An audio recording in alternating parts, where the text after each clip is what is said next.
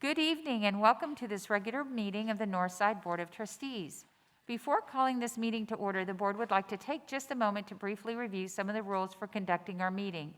It is important to note that on March 16th, Governor Greg Abbott granted a request by the Attorney General to temporarily suspend a limited number of open meeting laws to the extent necessary to allow telephonic or video conference meetings in response to the coronavirus.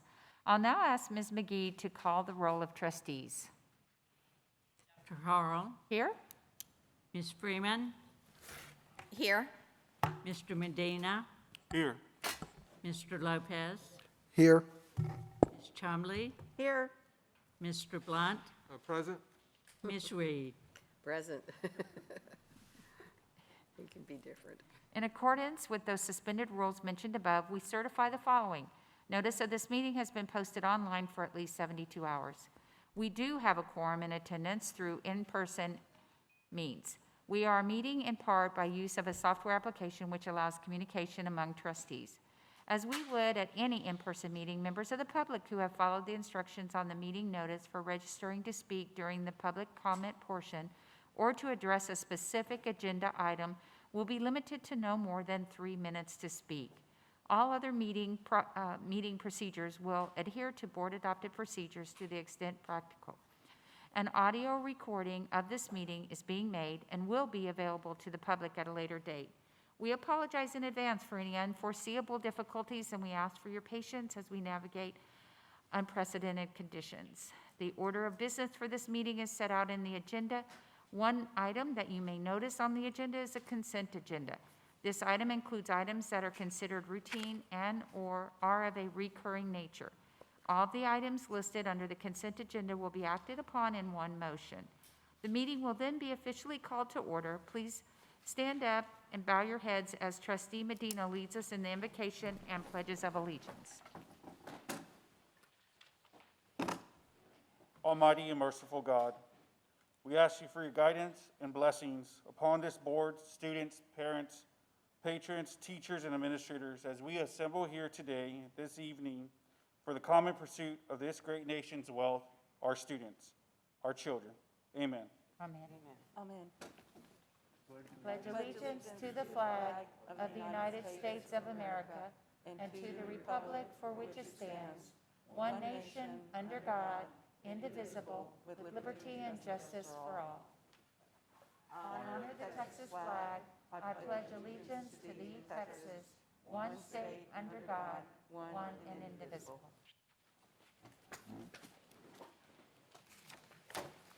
Thank you.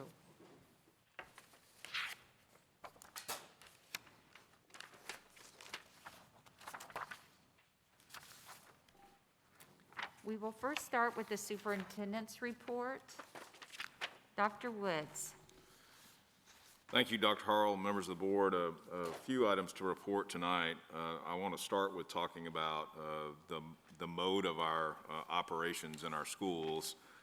Like the members of this board, I listen to and read a lot of opinions about how schools should be operating during this time. While everyone's opinion is grounded in their own experience, most of what I see is not in the best interest of all students, all teachers, or staff. The way we operate schools is not about doing what the loudest voices want, but rather about balancing public health concerns with the realities of learning loss and course failure. We're trying to operate schools in a pandemic, and that requires a balance between and a respect for not only public health metrics, but for students' need to learn essential academic material and grow socially and emotionally. In fact, if we want to put pressure on people about controlling virus transmission, we need to be talking to policymakers that are not a member of this team of 8. We need to talk about things like restaurant and bar operating capacity. We need to talk about all of our individual responsibility about how we go about our business on evenings and on the weekends. We were exceptionally careful about how we opened NISD schools, very much by design.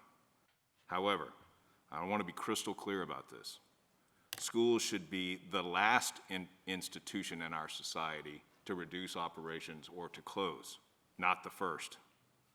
The pandemic is not our kids' fault, and we shouldn't be taking it on them by giving them less access to the education that they deserve. With all of that said, we'll continue to consult with Metro Health, and we have agreed to put a pause on bringing additional students to our buildings as COVID metrics trend negatively in San Antonio. We also now have the resources and will be piloting testing of symptomatic staff and students with parent permission as a way to operate more safely. Thus ends that monthly sermon. Amen. Moving on now to general comments about the elections and the upcoming legislative session. Tonight, the board has for its consideration legislative priorities for that session.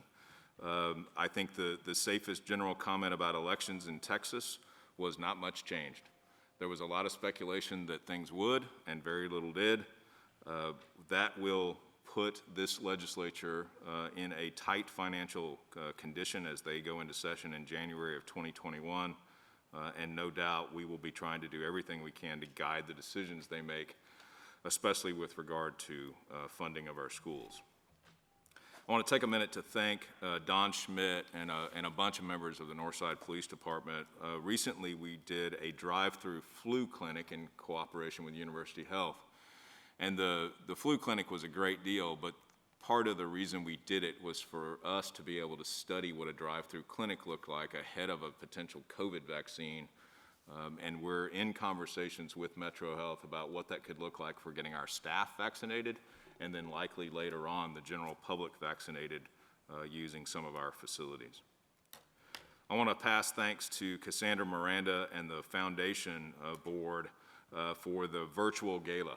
All of us are tired of virtual meetings, but I thought that this group was particularly creative with how they structured this over multiple days and kind of set up a conference format. And then I thought the gala event itself, though virtual, was a success. We were able to recognize this year's pillars, including Diana Ely, who I don't see in the room, but I know is in the house. She was So, out in front. yeah, she's out greeting, I guess. So, as the trustees know, Diana was recognized as a pillar of learning. First time we've done that. So congratulations to her and all of our pillars on their recognitions, and thank them for what they do in our schools. And then lastly, I'll end, Dr. Harrell, with a video that highlights an NISD teacher and coach who's really going above expectations for one of his players.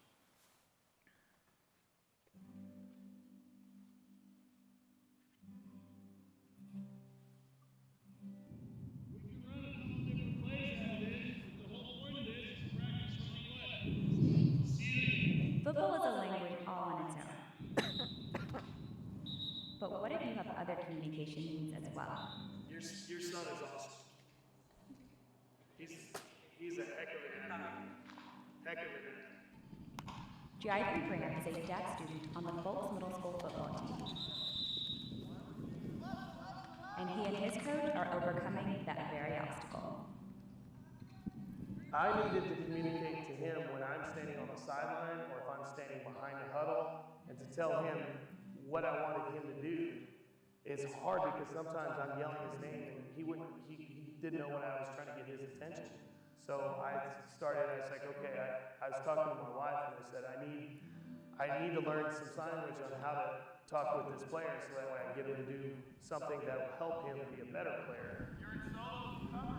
Coach Lambert's wife, Jacqueline, is the academic dean at Taft High School, and she got him in touch with Suzanne Enriquez, the school's American Sign Language teacher, to give him some lessons.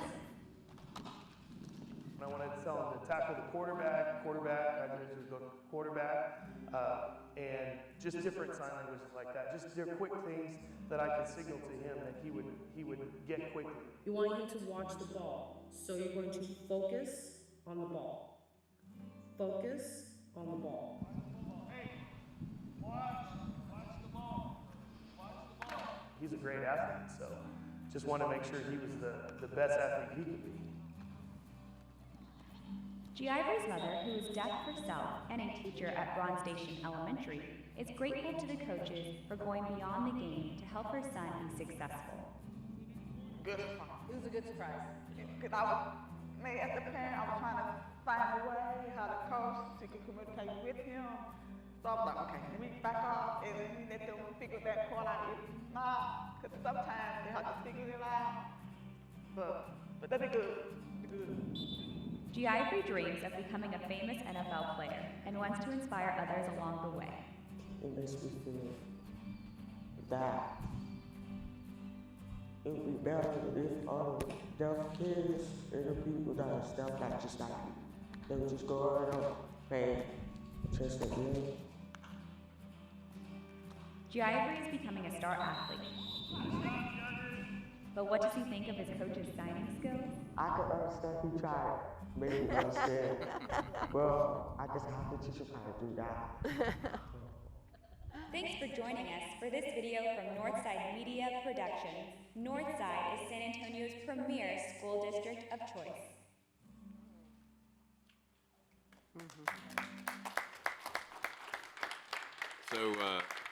So even during pandemic, there's still very special interactions going on between teachers and students on a minute-by-minute basis. So, Dr. Harrell, that concludes superintendent's report. Thank you. That was great. Just going to swallow a little bit here. Any trustees have a report to share tonight? I do. All right, Mr. Lopez? Yeah, I just wanted to, I'm sorry.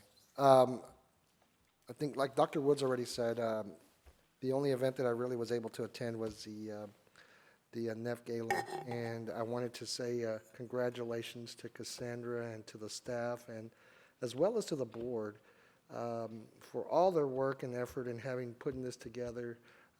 Like Brian said, it was a challenge, but it was done, and I think I don't know if we broke any records this year or not, but that was really good to see that and the participation. I was really impressed with our MCs, and as well as, they did a great job. I really missed our auctioneer. That was one thing that I missed. He was just a little video, but I was so used to him kind of just auctioning off and talking, and so that was the one thing that I missed, him being in person. But eventually we'll come back to that. But it was a great job on Cassandra's part for making this happen, and because as we say, the money goes back to the kids and to the scholarships and to the classrooms, and so it was so important at this time that we all supported that. So, and that's it. Thank you. Thank you, Mr. Lopez. Karen? Karen? Go ahead, Karen. Then Katie? Me first, you first? Go. Okay. At the last meeting, I think you might remember that I told you that the ACOG board, the Alamo Area Council of Governments, was going to be looking at presenting awards, and one of the categories this time was different than ever before. It's an award for outstanding volunteerism, I guess, due to the COVID pandemic. Brian submitted a proposal to it, and I should let you know that there were a lot of them, and it was very difficult because I was on that committee that looked at them to pick some, and I said, can we put these like in small, a couple people, or small or big or something? And they were all so good that we decided everybody that applied was going to get an award. So Northside will get an award also, and I think Monica was the one that actually wrote the proposal. So just to let you know, and that will occur December 2nd at the North Center. I would invite you all to come, except they're really going to hold down attendance so that because it's a great big ballroom, but they have so many awardees now, and we don't know how many of them will come with somebody else. So, and I'm assuming that Brian will come and accept the award for us. So wanted to let you all know that that was successful. And some of the proposals that were presented were just outstanding. And one of them was a little old lady who just does stuff all by herself, one person. It was amazing to read them all and to talk about them. That was a really good experience on my part, and I'm looking forward to the event. And I think we will also have the color guard there from one of our high schools. Do we know which one yet? No. I don't. Okay.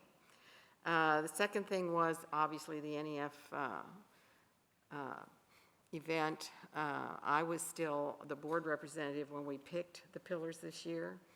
and I personally thought they were all fantastic. And we had a lot of them. Normally, we only pick 6, but this year we did have some nominations for some of our staff. And we, as the rest of the people that were on that committee, were all business people and local, people in the community. And I was very pleased and sort of honored, even though I'm not on the staff here, but to know that we have such great staff that they felt that this award should be presented this year to Diana Ely, and every year from now on there will be some staff person who will get that award. So the last thing, I mentioned to some of the board members online that there was a section of the Wall Street Journal last Friday that is all about the future of education, and it started quite a dialogue amongst some of the people here. And I brought the copy of it tonight, and it's over there by the superintendent, and so you're all free to look at it, please, and we'll share it as much as we can. So thank you. Thank you, Ms. Reed. All right. Freeman? Thank you, Dr. Harrell. I had sent you all an email. I attended the XG summit that TASB sponsored about a week and a half ago now. And before you, you have a book called The Governance Core. And this book was featured, quite honestly, at this leadership summit. One of the authors, Davis Campbell, did a session. He was also interviewed by a trustee, and the email that I sent you included some links that were relevant to the author. It talks about good boardsmanship, a model, good to great. Look at it. I found it that it spoke to me. I hope you have that same feeling when you read it. And quite honestly, let me know if y'all are interested in perhaps doing a book study amongst ourselves or with other trustees. I know that there's some talk in our trustee circles that some other boards are doing book studies amongst themselves or getting a group together. So anyway, I just hope you find that valuable for you. An update on the framework of school board development. As you know, the State Board of Ed is looking to, they've got a proposal for modifying the framework of school board development. And this seems to have gone on forever. The process started back in June. We're at the point now, there was testimony given to the Committee of School Initiatives that they had a recommendation. They brought it back to the full board. That committee actually accepted most of TASB's recommendations, and then it went to the full board, and the full board just turned it back around again. So one more round, it goes back to the Committee of School Initiatives on Thursday. Some of us are bringing testimony regarding that. We have worked as trustees to get input from trustees across the state. We had about 6 Zoom meetings and spoke with well over 100 trustees, got several recommendations, and those inputs went into the TASB recommendation for the framework of school board development, and we're going to present that to the SBOE on Thursday. The committee at that time will either discuss it, or there's some thought that they could just say thank you to the people that testify and take all that information to the full board on Friday. Regardless, the full board on Friday will look at the document and then make some decisions upon it. Some of the things that cause some of us heartburn on it seems to be there's this notion that you could take research-based best practices, throw in some student outcomes, progress monitoring, system monitoring, throw that, put it in a box, and then hand it to a board superintendent team with a note on it that says, do this and your district will be successful. And we all know, at least here on this bench, that doesn't work. The school systems are very complex. There's an infinite number of variables, and that just doesn't work. So hopefully we can get that message across to the State Board of Ed. Dr. Woods, I know that you sent us a link to the podcast that Annette Carlisle had. You were featured. Great job. I love Annette Carlisle, and I'm appreciative that you took the opportunity to do that. And if y'all haven't listened to Annette Carlisle and her podcast, they're absolutely wonderful. Yep, she does a good job, but great interview. And another thing about Dr. Woods, this election cycle, y'all have paid attention, but we have a lot of turnover on several school boards across the state with the election. And that creates a lot of instability amongst a lot of school districts. And then add to that, it seems to me that we have this mass exodus of superintendents in school districts. And these superintendents are not going from one school district and getting a job at another or looking for another school district. They're leaving their profession. And I don't know what, Dr. Woods, our state associations can do to help support our school districts or something, but there's been several soups in a 100-mile radius around here that we've seen resignations from. So, and to that, thank you for being here.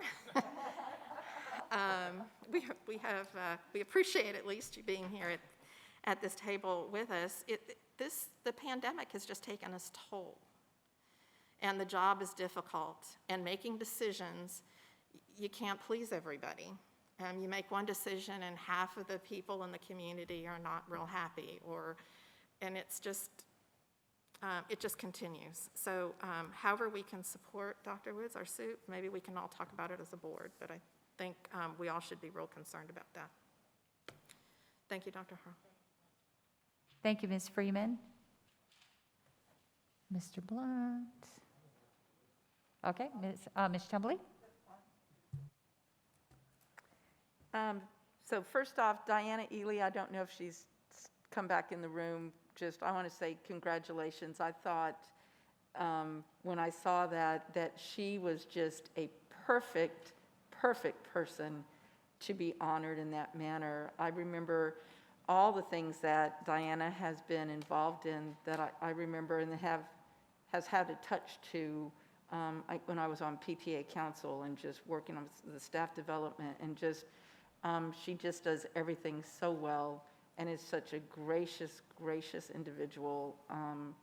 And so I thought that was a perfect choice for that pillar position. A shout out to Partnerships Office and the NEF board. I think that was a really tough thing to put on. Katie, you and Brian, I thought, just really shined that night. I love the remarks that you had, and Brian, you looked really great in your tux on Zoom. So just y'all did a really good job with all of that. I wanted to do a shout out to Ada Boken and Randy Neuenfeld at Holmes and Insight, because one of the teachers sent me a video that they had put together talking about how safe their schools are now, and showing, some of the safety features that they have in place, and inviting parents to come back and inviting kids to come. And it was really well done. And I just thought that was a really, a great initiative and step for that school to take to try to reach out to their families. And I don't know, Brian, if that's something that all the schools are doing, but the one that Ada and Randy put together was really well done. And so I wanted to thank them for taking the initiative to do that. I have been making a few football games because it's just so much fun to see normalcy in our school system again. And I wanted to just say how continued to be impressed I am about the way our kids are playing and they're interacting, and with everything that's going on in our society, and just with COVID and all of the stress that's been put on our kids, I'm just so pleased with our players and our coaches and the way that they are interacting. The schools are interacting together as well. I'm really impressed by it. And so at our school, and I may have mentioned this, at our stadiums, when you go in, you have this kind of little snaky route you take because all of your tickets are purchased ahead of time. But you go in and there's this code that you have to scan, and then you have to put in, and answer these questions before you can come through. And so I continue to be amazed that I was thinking that parents and patrons would, be tired of that, not want to have to do that. But I mean, they love it. They're glad that we're taking the initiative to keep people safe, and no one's been complaining about it. And I was watching, parents and patrons coming through, and they just walked up and did that little, code and typed everything in, and it just went, it went really well. So just kudos to Stan and all of his staff for having that working so smoothly. And just, we have a lot of retired teachers that work on those games, and they're, it's just a pleasant place to be at those football games, to remember how things were, and hopefully will be again. And then I want to add to Karen's statement about Brian. I loved your remarks that you made at the beginning of this meeting, and we are so fortunate to have you, and please don't ever give up on us. That's it. Thank you. Ditto, ditto. Now I'm going to turn to this side. Thank you very much. Mr. Medina. And so I'll just want to also, thank Dr. Woods also for being, it is a difficult position to carry that load and walk that path. And you have our full, undying support in where we're going. And with that said, last week during part of the NEF Foundation and leading to the ceremony, there was a part that Dr. Woods led, and I think it was more of a state of address, including state representatives Diego Bernal and Representative Allison. And there was a dialogue regarding the state's economy, especially for teachers, and House Bill 3 and where we're going. And it's really important that we're having, our finger on the pulse as we're moving forward when we're making those decisions, classroom sizes, extracurricular activities, maintenance and operation, all those kind of moving forward because of the impact the pandemic had throughout the state and nationally, and more so in the state of Texas because of the oil petroleum business that we were tied into regarding that funding. As well as last Friday, of all days, Friday the 13th, the State Senate Education Committee met, hearing some of the opening testimonies that largely or majority, many superintendents throughout the state of Texas, including Mr. Hinojosa of Dallas ISD, who is leading, speaking for Texas, I think, School Alliance, really, had a conversation and an opening plan to make sure the senators are aware that that they're elected and they represent the people, and that children are our future. And so that was a really good conversation to lead moving forward, but there's more to come as once they come into session, I believe in January 12th. And so that was also another really informational session that's ongoing. Lastly, I wanted to commend those school administrators, and this goes back to what was brought up, Ms. Chumley brought it regarding, and also all our patrons and all our community members and all those stakeholders that visit our campuses, including myself. When I walk in, I have to do the code and check and make sure that I have no symptoms, but everyone doing their part to make sure that we're keeping each other safe. We wear these masks not only to protect ourselves, but more importantly, to protect others. And as long as we have that mindset that these masks are so that we're protecting, our friends and family and our loved ones, that we're doing our part. And that's where I wanted to just end. Thank you very much. Well said. Mr. Blunt? Thank you, Monica. Monica is going to put something up on the, regarding our book. And Yay! we're getting close. I know y'all tired of me for the last year and a half Beautiful. bringing up the book. It's finally at the publisher now, and this is the cover that they've designed. And we're just making the final edits to it. So by next month, everything should be in place. Very appreciative of all the 19 ISDs are, now that they realize it's real and close.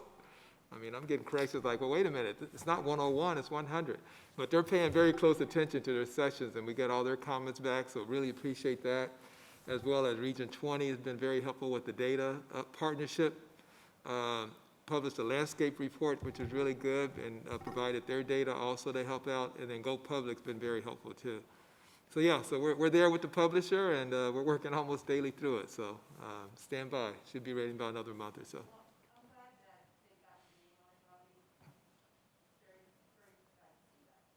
Thank you. Yeah. We got a good team. The other item I want to bring up, you've got the agenda. Thank you, Linda, for putting the agenda in for the coalition meeting on Thursday at 6. Just 2 key items I want to point out. If you haven't heard, I don't know if everybody's heard about the school board project, but that is actually a nonprofit that is providing training and education to some school boards in this area. It's focused in Bexar County. So they're going to talk more. It's been maybe a couple of years. Talk a little bit more about the school board project. And then also, another powerful entity I think Dr. Woods knows well is the Bexar County Education Coalition. I want to talk to them about collaborating and how we make and work together on policy and some other issues also. So they'll be presenting also. So some good collaborative opportunities for us as trustee to work in our local area. And then the last one I had, I really appreciate also Dr. Wood's comments, without a doubt. Definitely stand by those. I'll add one other item to it. I've been engaged quite a bit of different activities nationally in a lot of different areas. That's one thing about Zoom. You can attend a lot more than you can in the past if you take the time to do that on Zoom. But one of the interesting things is, we have a lot of entities and organizations and others now that want to step in and help out, but they, in my mind, are going sort of the wrong direction. Because just to understand that local school districts are truly local school districts, and that's who you should really be working with, not others that you may assume have or maybe have some of that knowledge. So they've really been making a big push to say, no, you really need to come to local school districts for these national type suggestions and not necessarily big national type organizations. So I say that because somebody had commented about we had a good dialogue about the books and other things. And one of my comments, and my trustees that killed me, is, really, I think we should be the ones that everybody's pointing to. That we're the expertise that are defining the future for education as trustees, and we're the ones with the books out there. So I've been challenging other trustees across the state also in that particular regard to say, yeah, let's do more of that and quit having others sort of do that for us. So that's an illegal editorial. Maybe we'll have to take that out of the record, but and thank you. Thank you, Mr. Blunt. And on Thursday, do you mind pushing the record button on that? Oh, yeah. For Oh, those of us who, Yep. Thank you. Yep. Thank you very much. I just wanted to end with a couple things. There's a new organization in San Antonio. It's about a year old. It's called San Antonio Leaders and Teachers at SALT. And they hosted a free wellness conference last Friday night and all day Saturday for all educators, anyone who wanted to come. It was free in San Antonio. And thank you, Dr. Woods, for waking everybody up in the morning. It was wonderful to have Dr. Woods film his Flipgrid Good Morning, which it was neat. Flipgrid is pretty cool. And you could hear people in the background going, oh, it's Dr. Woods, because we had Northside teachers there as well. And so it was wonderful. There were a couple other superintendents and Marisa Perez and folks like that who welcomed everyone to a day of wellness. And the founder of San Antonio Leaders and Teachers is Jen Maestras, and she's been a teacher, an instructional coach, and a principal for many years. I get to work with her now during the day, but she formed this organization. She also has a podcast called Miss Education, which is incredible, and educators, geeks like me, love things like that. But she also, the podcast, by the way, is produced by Geekdom, so it's pretty cool. But she graduated from business school at Holmes, and so we're honored that and she always says that we gave her great roots to go out and do this work. So my sister, who's also a John Marshall graduate, presented storytelling in a time of COVID, but it had a much more positive, it was like home is where the heart is, and it was really, really neat. But Sue just got commissioned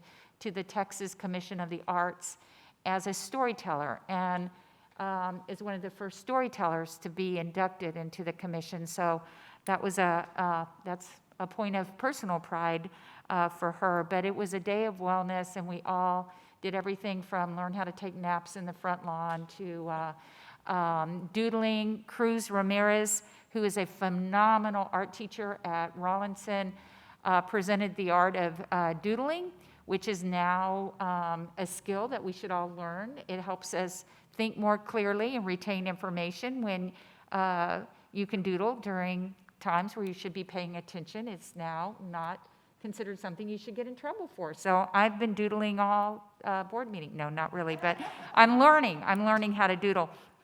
But Cruz was just an exceptional presenter, so shout out to her.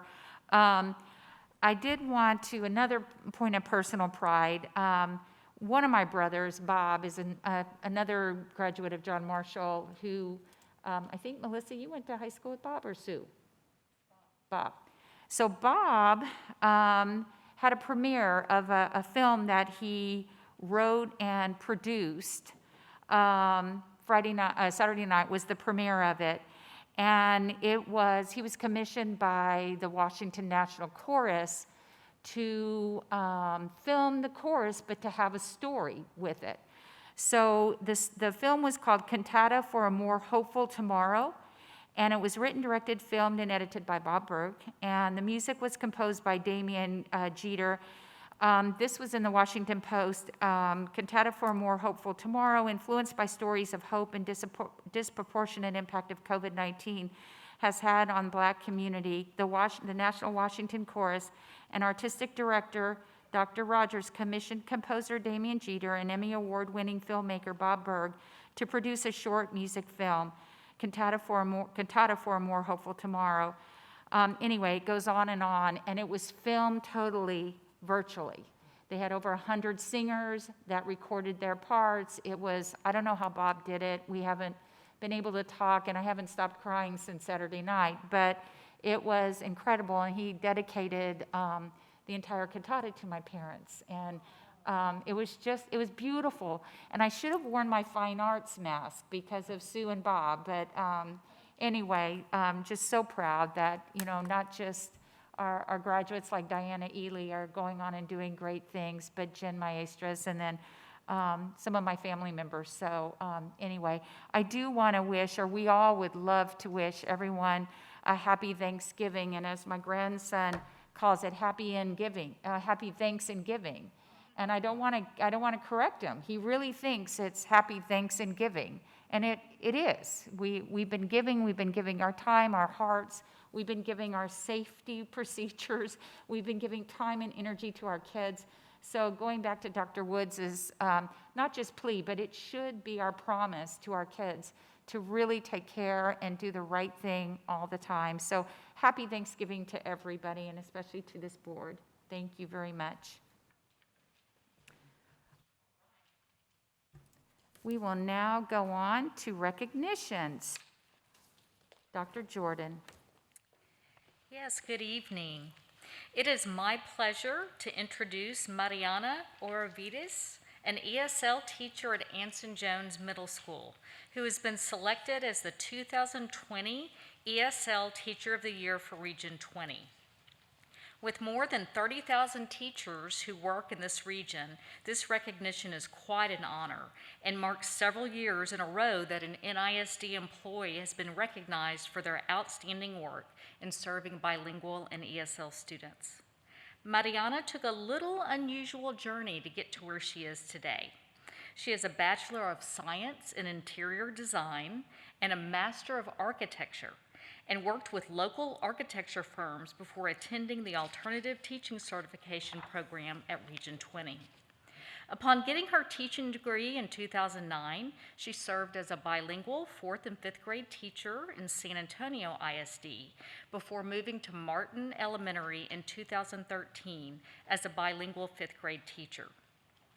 She moved to Jones Middle School in 2017 and currently serves as an ESL teacher and coordinator. She is also the 2019-20 Educator of the Year for that campus. In her application for this award, she equated her architectural design work with her work in the classroom. Let me read a portion of what she wrote. In architecture, one starts with a big picture concept and then narrows the focus into specific interactions between elements, fine details, and material limitations. The ESL classroom is no different. We begin with the big picture concept of education. We narrow our focus into specific strategies and subjects, and we modify our approaches based upon the details and specific needs of each student. Architects design structures that become buildings. Teachers design structures that become successful classrooms. So I think you can see why tonight we are honoring this outstanding Northside educator, the 2020 ESL Teacher of the Year for Region 20, Mariana Oravides.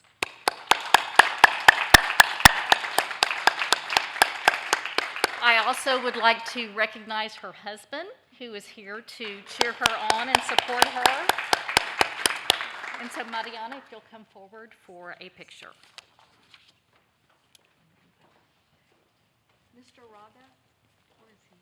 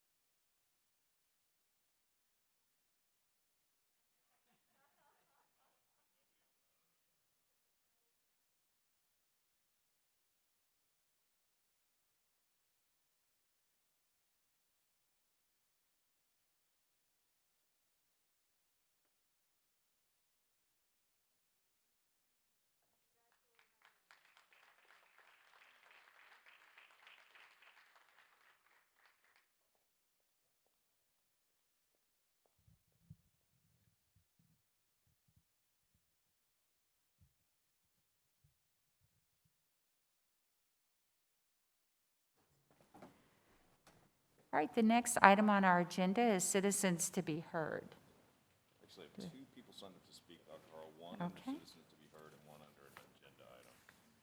All right. Okay, let me go ahead and do the rules for addressing the board under citizens to be heard. We believe citizens to be heard is important and meaningful, and we will listen to what you have to say. We value your opinions, although we are restrained by law from taking any action. Please address your remarks to the board. Confine your remarks to a Northside policy or practice. Limit your remarks to 3 minutes. At 3 minutes, you will be asked to wrap up your remarks. Do not make any personal attacks on individuals. Thank you very much. And the first person? Steve Chakowski. And I'll apologize up front if I slaughtered that. Sorry, sir. You're not the first. I imagine that's true, sir.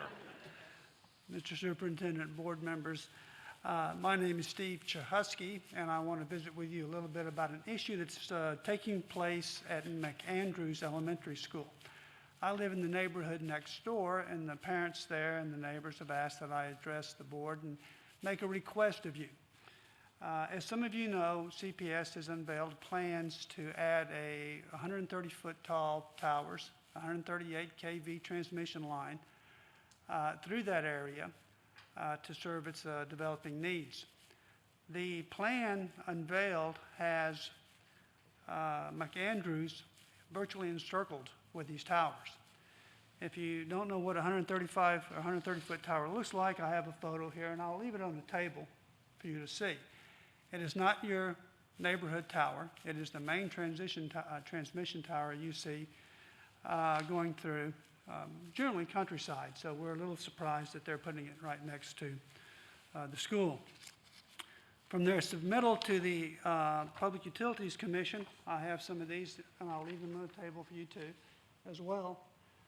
You can see that here's McAndrews, and these transmission towers are going to, one route or another, pass very, very close and right through it. In fact, one of the routes, they are anticipating going through property now owned by North Side Independent School District. And I understand that there are plans for another middle school there. And this is obviously going to impact this middle school. We believe that these towers are not ideal for an environmental and educational workplace. We think they pose dangers to children, especially children who lack the maturity of judgment of something as attractive as these towers. This can be stopped. There are alternatives, and my neighborhood is working on those alternatives, but we need your help. The district has already intervened in the Public Utility Commission proceeding, but we need more than intervention, we need participation. Currently, the district's engineer is attending meetings and hearings on behalf of the district. I have great respect for engineers. I am a civil engineer. But this is not the environment for an engineer. There are deadlines approaching. It's moving very quickly. There's a deadline that's critical next Tuesday. And if you are not an attorney involved in this, we are going to have those lines built there. It's not if, it's when. So I know money is hard to come by. We all suffer from that, especially in our educational needs. But I implore you to find the money somewhere and hire an attorney to intervene or enter this proceeding in your intervention and represent Northside Independent School District, its parents, its teachers, and its students. We can't have these moved. It is possible. You are the strongest opponent to these things. They listen to school districts. So please consider this. And if you can, hire an attorney and have them appear. You can make a big difference. Thank you. Thank you, Mr. Chahusky. I think we have a comment from our superintendent. And just an update for the board. We talked about, as you'll recall, we talked about this a month ago. And we have had one of our general counsels working on this, and we are looking for more of an expert in this field, an attorney who's an expert in this field. So we will be hiring someone specifically to represent us in this matter. Mr. Superintendent, it is not an ideal situation, but if you do have problems finding someone this late in the game, our attorney said with the proper waivers from both sides, she would consider a joint representation. I just mentioned that because it's a very limited field and we're really late in the game. Thank you. Thank you very much. And do you have can you leave the pictures with Linda McGee, Ms. McGee, please? Thank you very much. I mentioned, Dr. Harrell, that we do have another individual signed up during an agenda item. That agenda item is quite a bit later in this session, so if you're okay, I'll ask this individual whether she would like to go ahead and present now or instead of waiting. So, Ms. Duran, purely up to you. That legislative priorities is a little later, and I see that you've got some younger people with you who might not appreciate waiting that long, so just thought we'd give you the opportunity if that would be your preference. Please. Okay, thank you. Nice to see you again. They are incredibly well behaved. You should be very proud. My goodness. I bet, are you working on your homework? Good Yes, for you. Way to one finished go. her homework and one has a midterm assignment due soon, so. All right. She wrote her Thank you for homework. being here. All right, so I should have said for the board, Irma Iris Duran. Thank you. Good evening, Superintendent and trustees. My name is Irma Iris Duran, and I am a parent in the district that would like to address agenda item number 16, sections B and C. As we close a year with many firsts, I ask the trustees and the district prioritize special education, mental health, and healthy lifestyles for the 2021 legislative agenda. The first will be to elevate special education needs, including the monitoring of the Texas Education Agency Special Education Strategic Plan, and work closely to warranty special needs students do not slip through the cracks.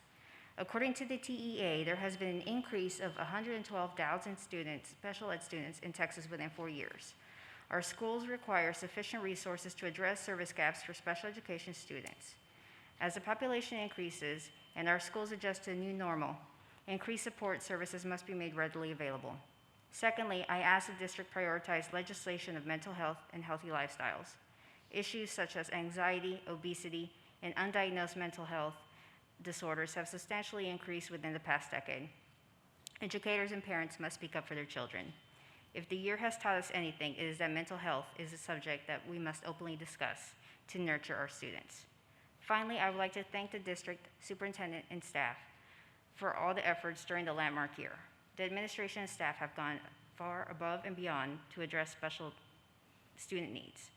As cases surge and trustees look to consider modifying operations for the spring semester and further, I ask you to be receptive to parent and teacher feedback. They are in the field and they can provide valuable insight. Additionally, I can't wait to pre-order Mr. Blunt's book. Thank you.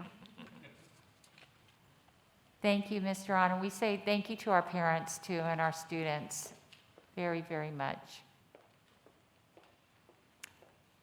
Anybody else? That's it. Okay, all right. We will move on now to the consent agenda. Any discussion? Dr. Harrell?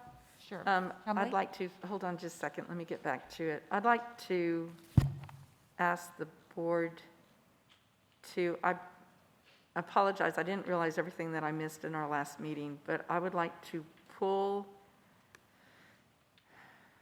let me find it. I'm sorry, I just had it. Item E, CH local.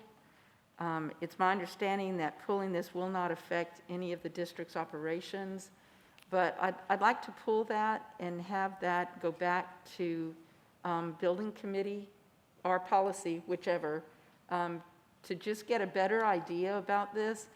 Because I remember when we had, the approval was $25,000, and then we moved it to $50,000.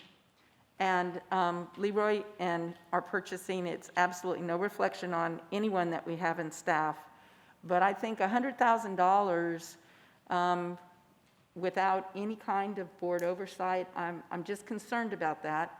And I had gone back because I know that there were some questions that had come up before when it was $50,000 and some purchases were made and the board wasn't aware of it, and then it came back, but I apologize, I cannot remember the specifics on it.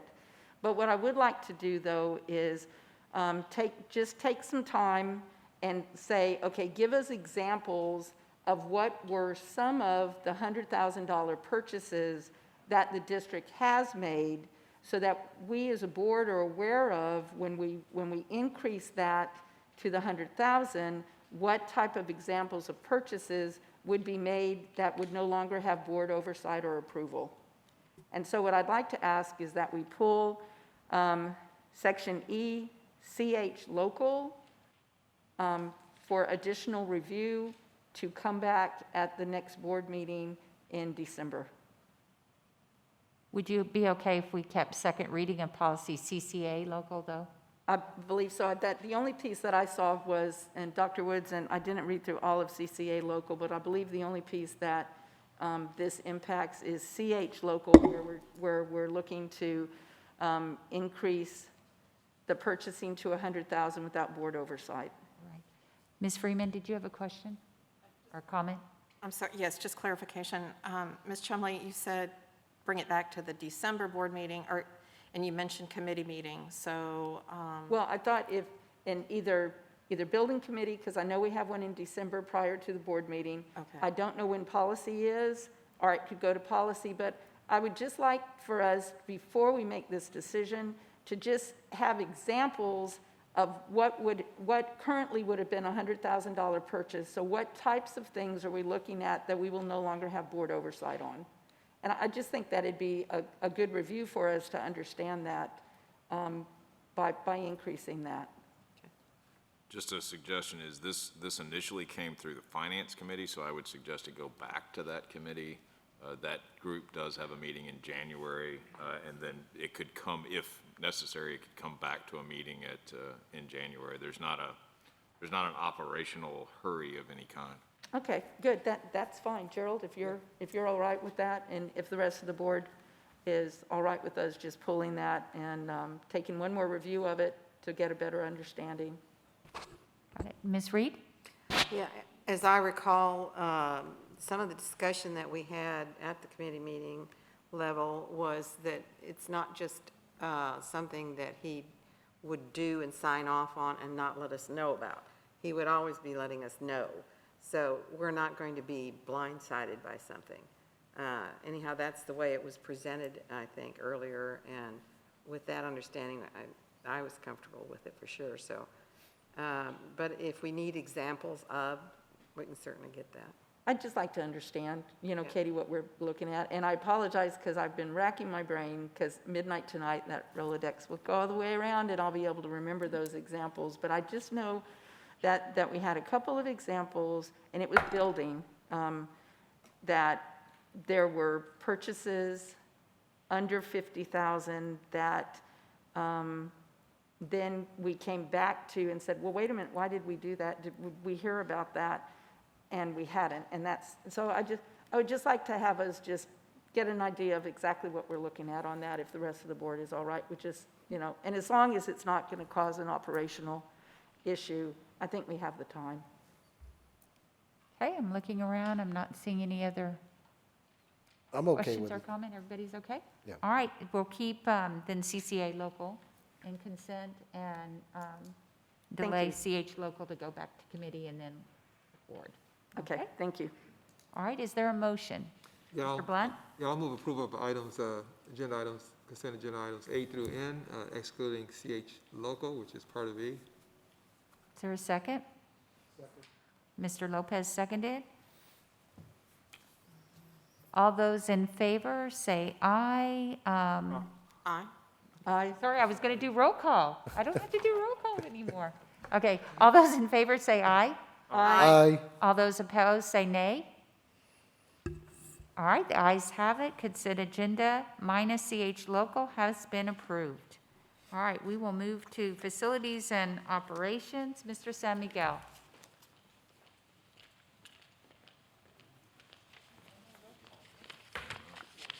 Thank you, Dr. Harrell. We've got a couple of items for you this evening. The first item this evening is we have actually two presentations for Esparza Elementary School. The first presentation is for the master plan of Esparza to ensure that we have a logical and systematic way of proceeding with improvement of that campus over time.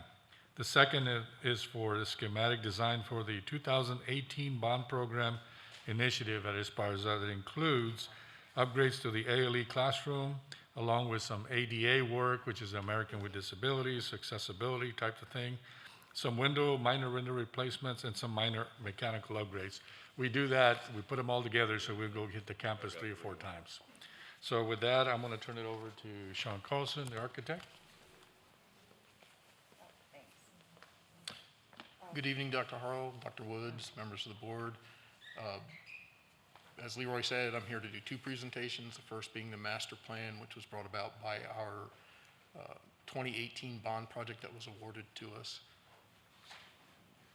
The first slide I want to start with is actually the 100-year floodplain. As you can see, it affects this campus pretty heavily, and it really dictates any direction that we could go with any future expansion. A little bit about the site, it's a little over 10 acres. It's less than the 16 to 18 acres that the district prefers for an elementary school campus. It is bordered by 3 drainage easements to the west, to the south, and Zarzamora Creek being to the east. It has Hempel Drive, which has 4 points of access, which are very tight. The upper portion, and I believe I can, and I apologize to Ms. Reed, Mr. Blunt, I'm going to point at this one over here, if that's okay. Bus loop is currently up here. We have our uppers playground, and then we have, there are no portables, but this is the site where the portables would go. And then we have our gym asphalt area, and then you can see we're showing here, the original building was built in 71, and then there were additions over time, last being in 91. The gym was also built in 75. Starting in 2006, about every 3 years, there was a mechanical upgrade project that was done.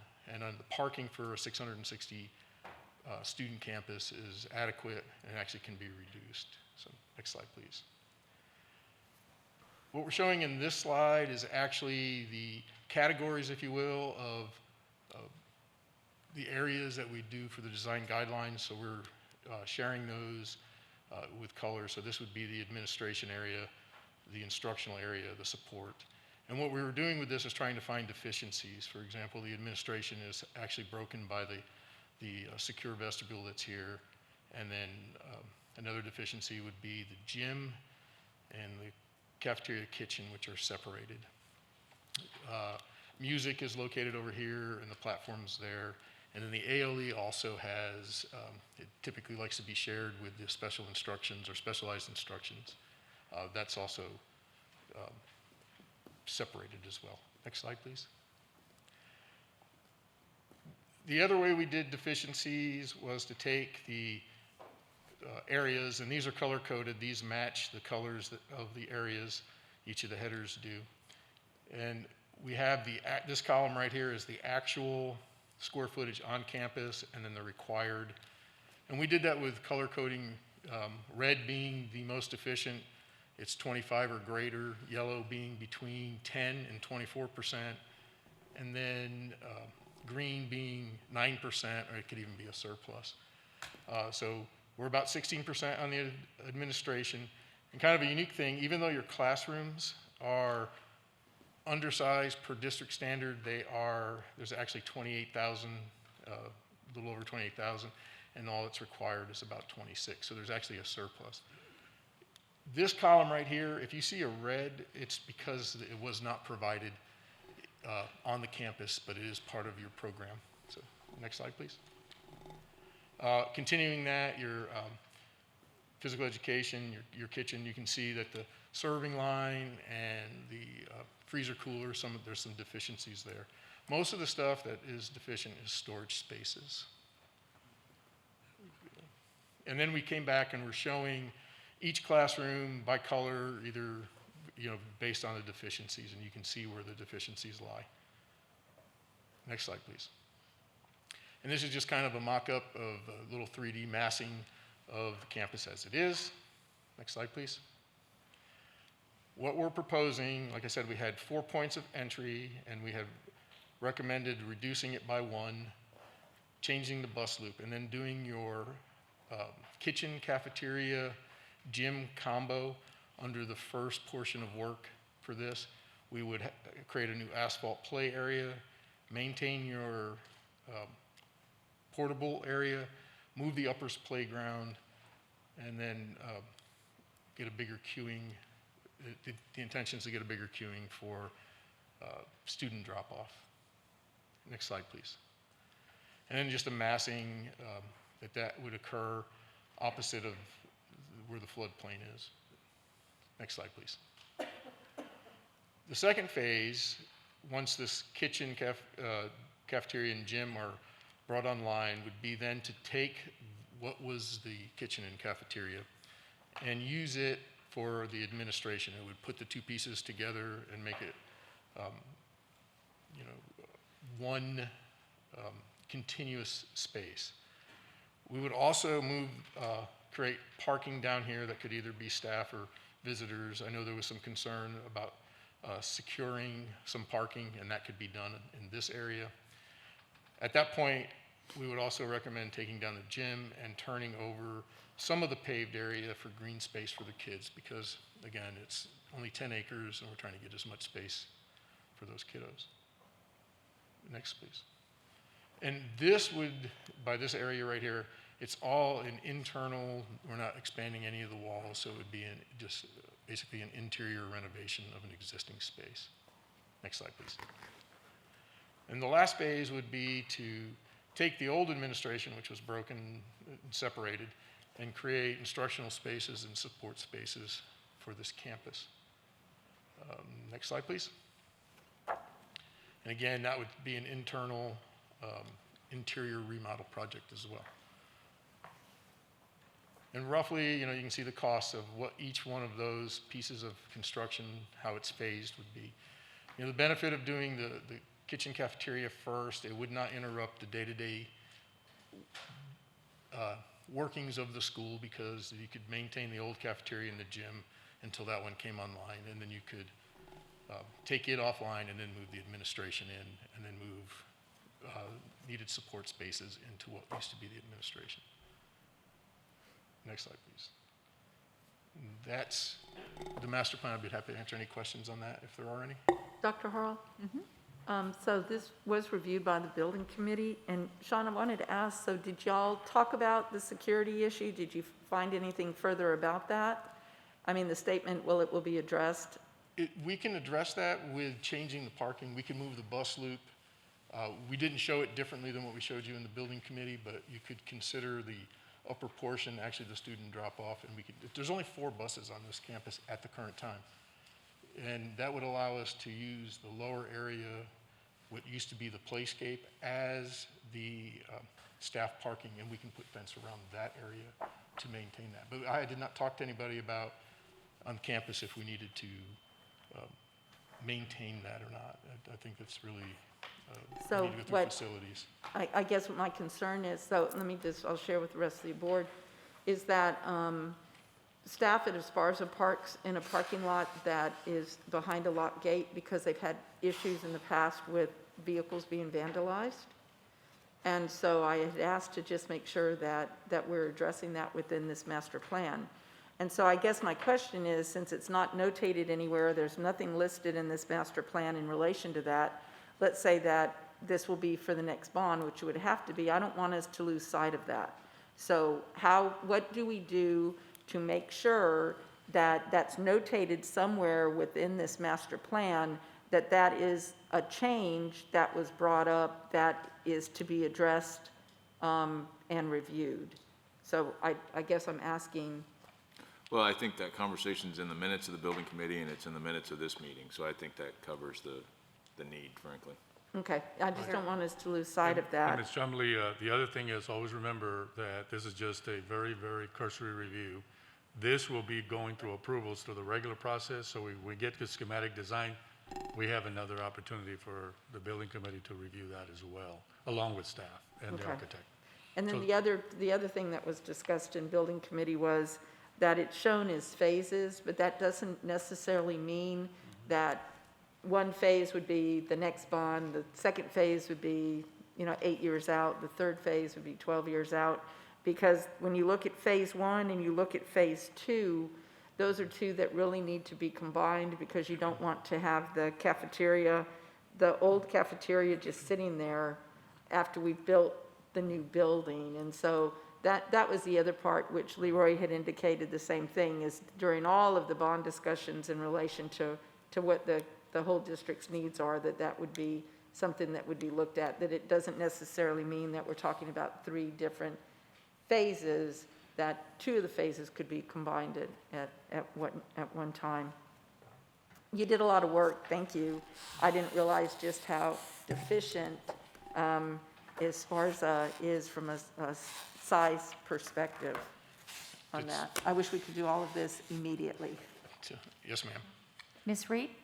Yeah, one of the other things, going back to the parking lot that we discussed, was the front entrance is over here off of Hemp Hill. There's the faculty parking, which is closer to Callahan, which is probably why they've had more of a problem. But the parking for visitors is way over here around the corner. Yeah. And I personally would be more comfortable if you would, on this diagram, put faculty parking over here to the side, which is actually down the hill and back away from the front of that property. And some of it then would still be for visitors, but the faculty should be there. But visitors should be able to be in this other parking lot that's right there by the front entrance. So, Correct. This right here could be, well, we labeled it as faculty just because we had buses going through there, but if this were to become the drop-off for the students, this could be visitor parking, and then we could create a fence and secure this, and this could be the staff parking right. at the end of all of the Staff parking and overflow visitor parking. Yeah, Katie, that makes a lot more sense. Yeah. We thought about that, but Because we did that's a not much change. safer area down there than up towards Yeah. Callahan. Because that's a good point, that could be contributing to some of that issue that we have. Thank you. I apologize, just real quick, because my son attended there for years, and the queuing will still be on Hemp Hill, where the vehicles just stack up.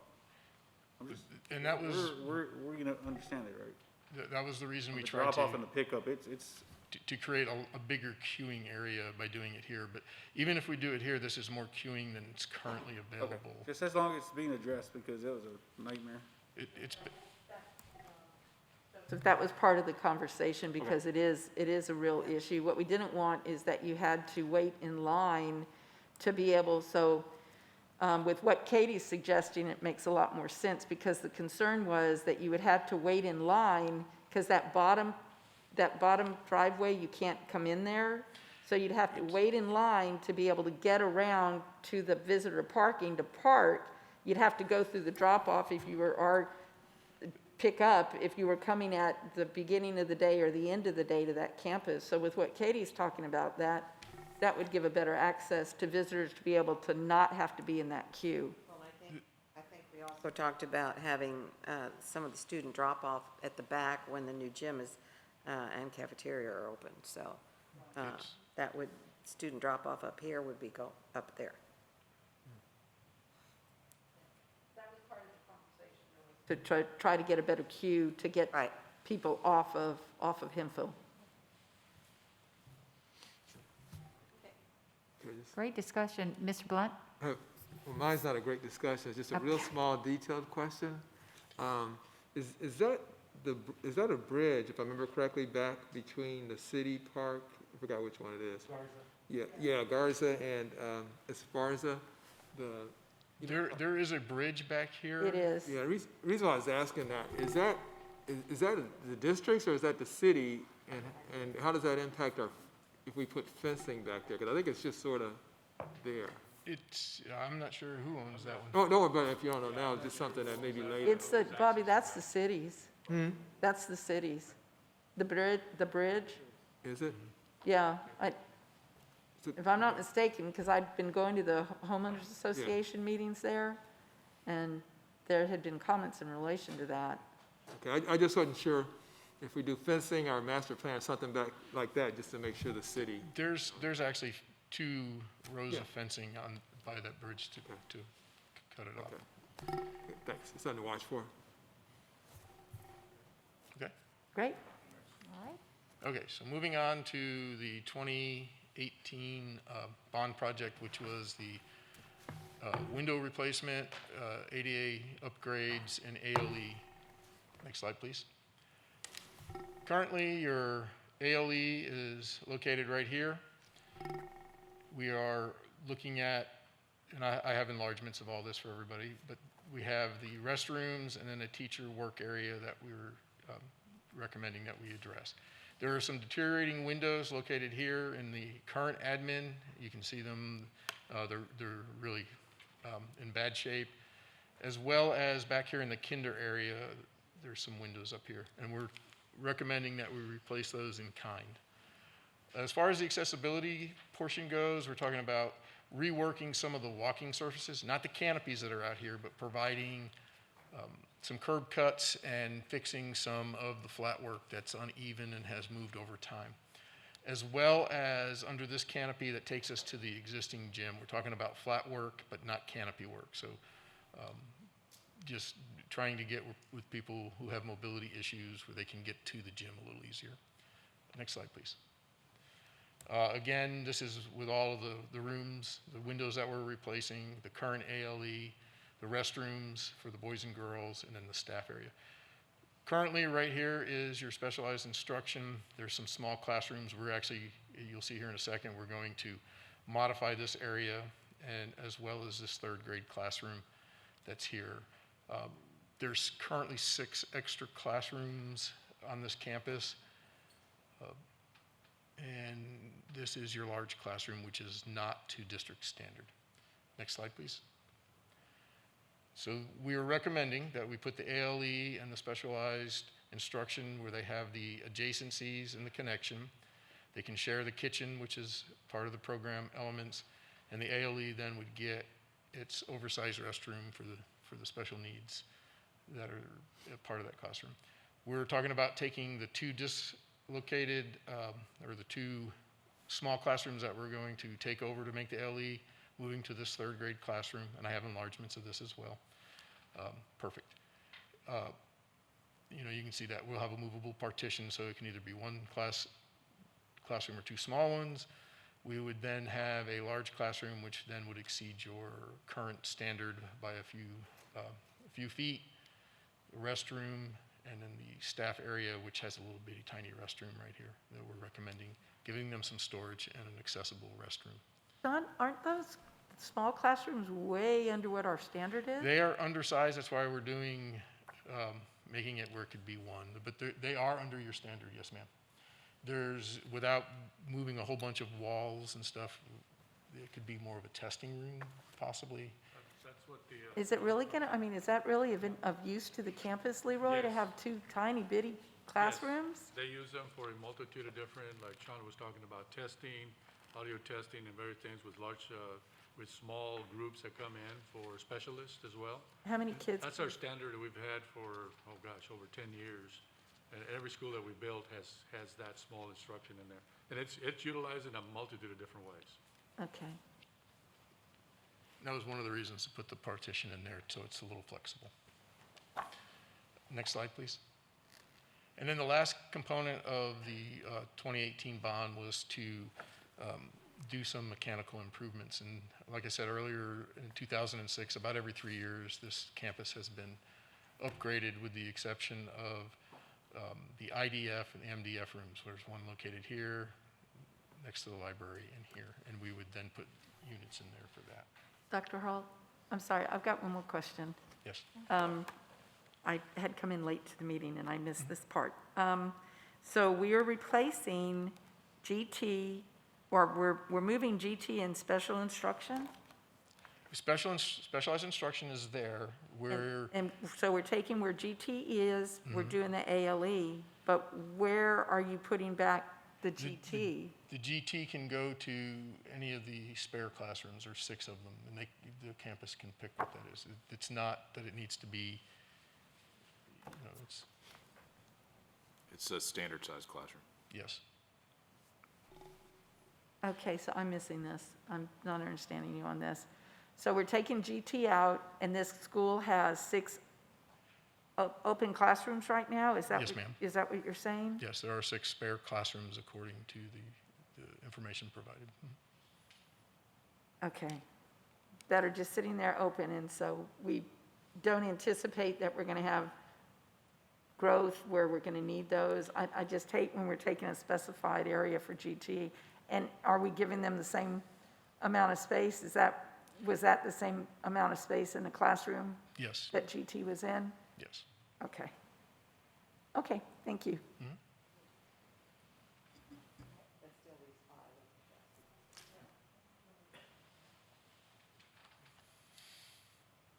Any other questions?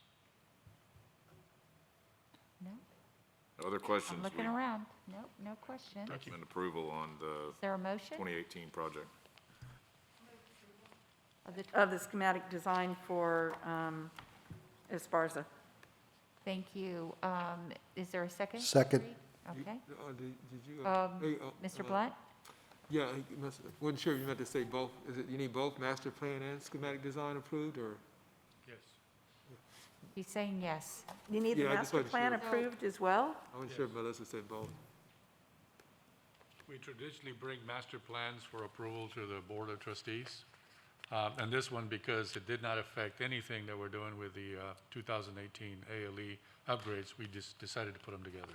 Okay, then, Slightly different than we have in the past. So can then you, I'm going to change my motion, but I move approval of the Esparza ADA work, ALE, and window upgrades and mechanical upgrades.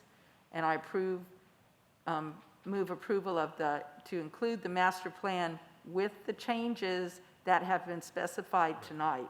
So that master plan needs to have Sure. the parking areas moved.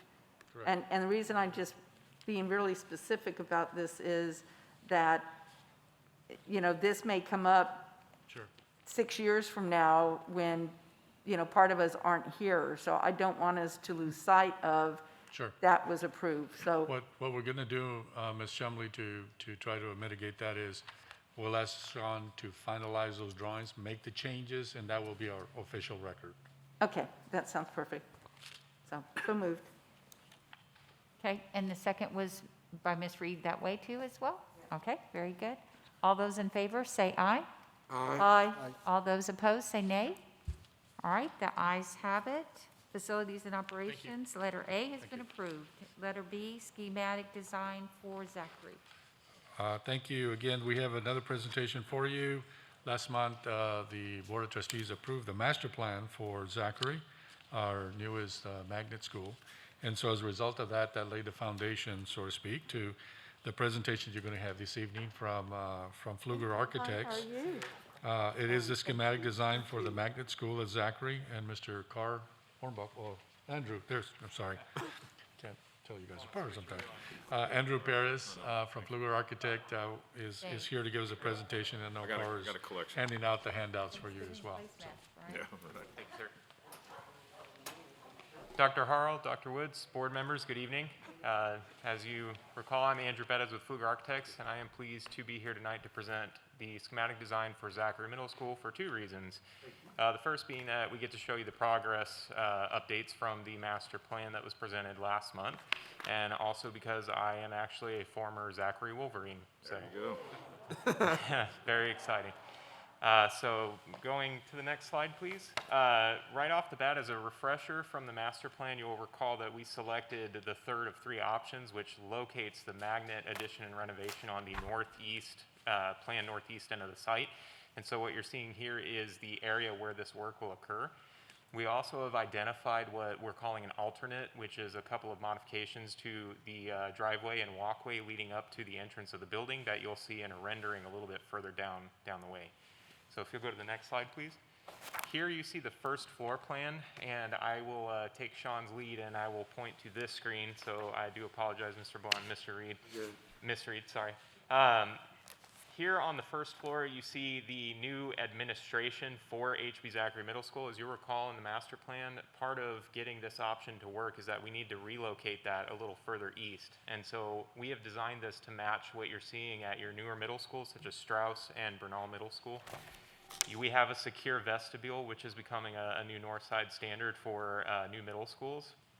And on the other side of the corridor from that secure vestibule, we have the balance of the magnet administration wing.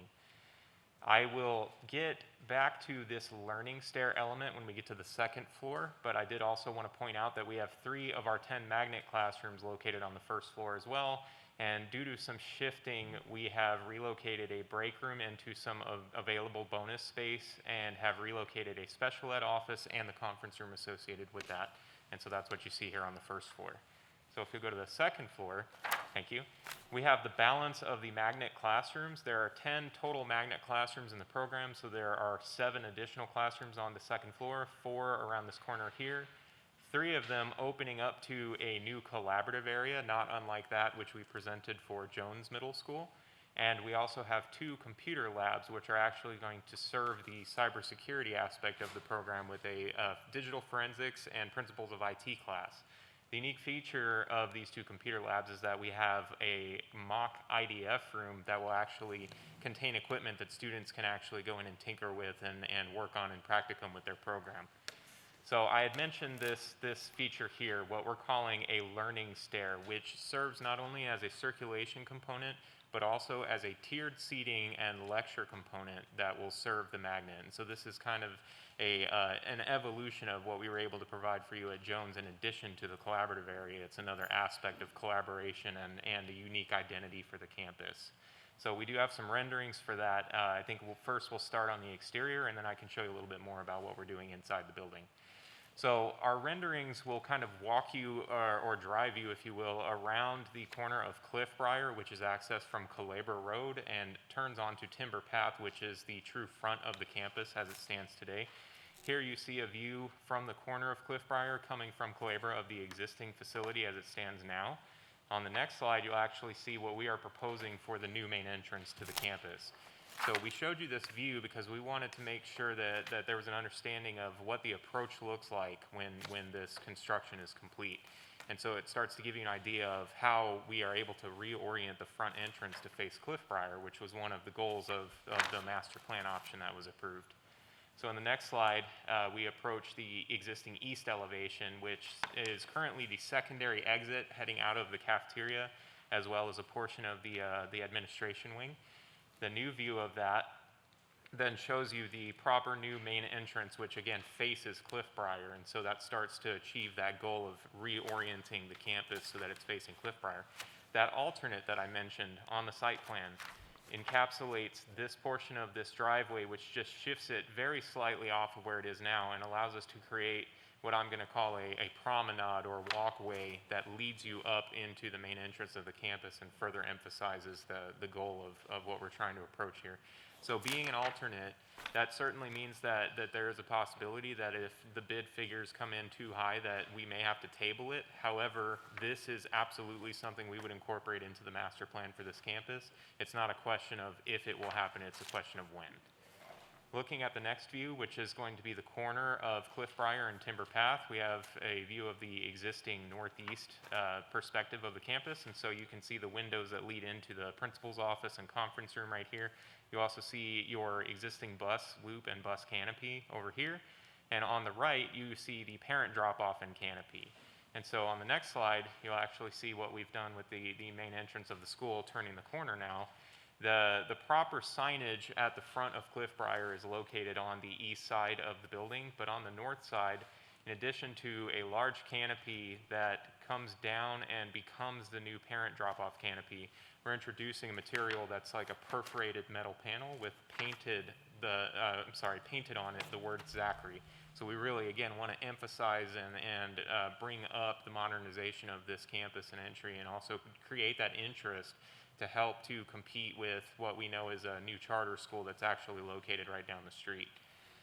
One last exterior view we've got for you on the next slide is the existing north elevation. So now is where you can actually see the existing main entrance to the building.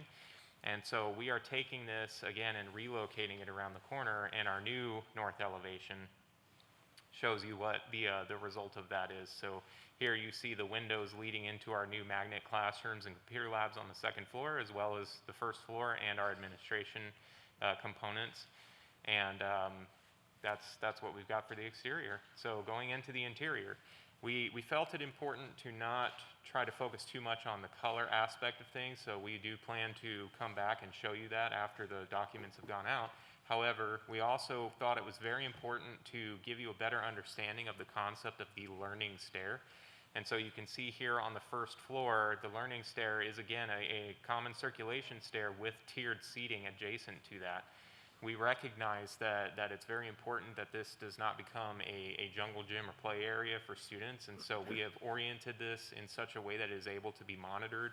There's a door coming out of the administration wing right next to the front of the stairs, and there's no way to get under the stairs as well. So this should be very easy to supervise. In the next view, we go upstairs and you see what it looks like when we're leading down onto the learning stair component. And you can see that we've opened this up to create a clerestory to allow a large amount of new natural light to come into the space and flow through the second floor corridor. On the next view, you'll see on the left and right image, both sides of the learning stair as we come down the hallway. On the left image, you'll actually see the windows that lead into the computer labs.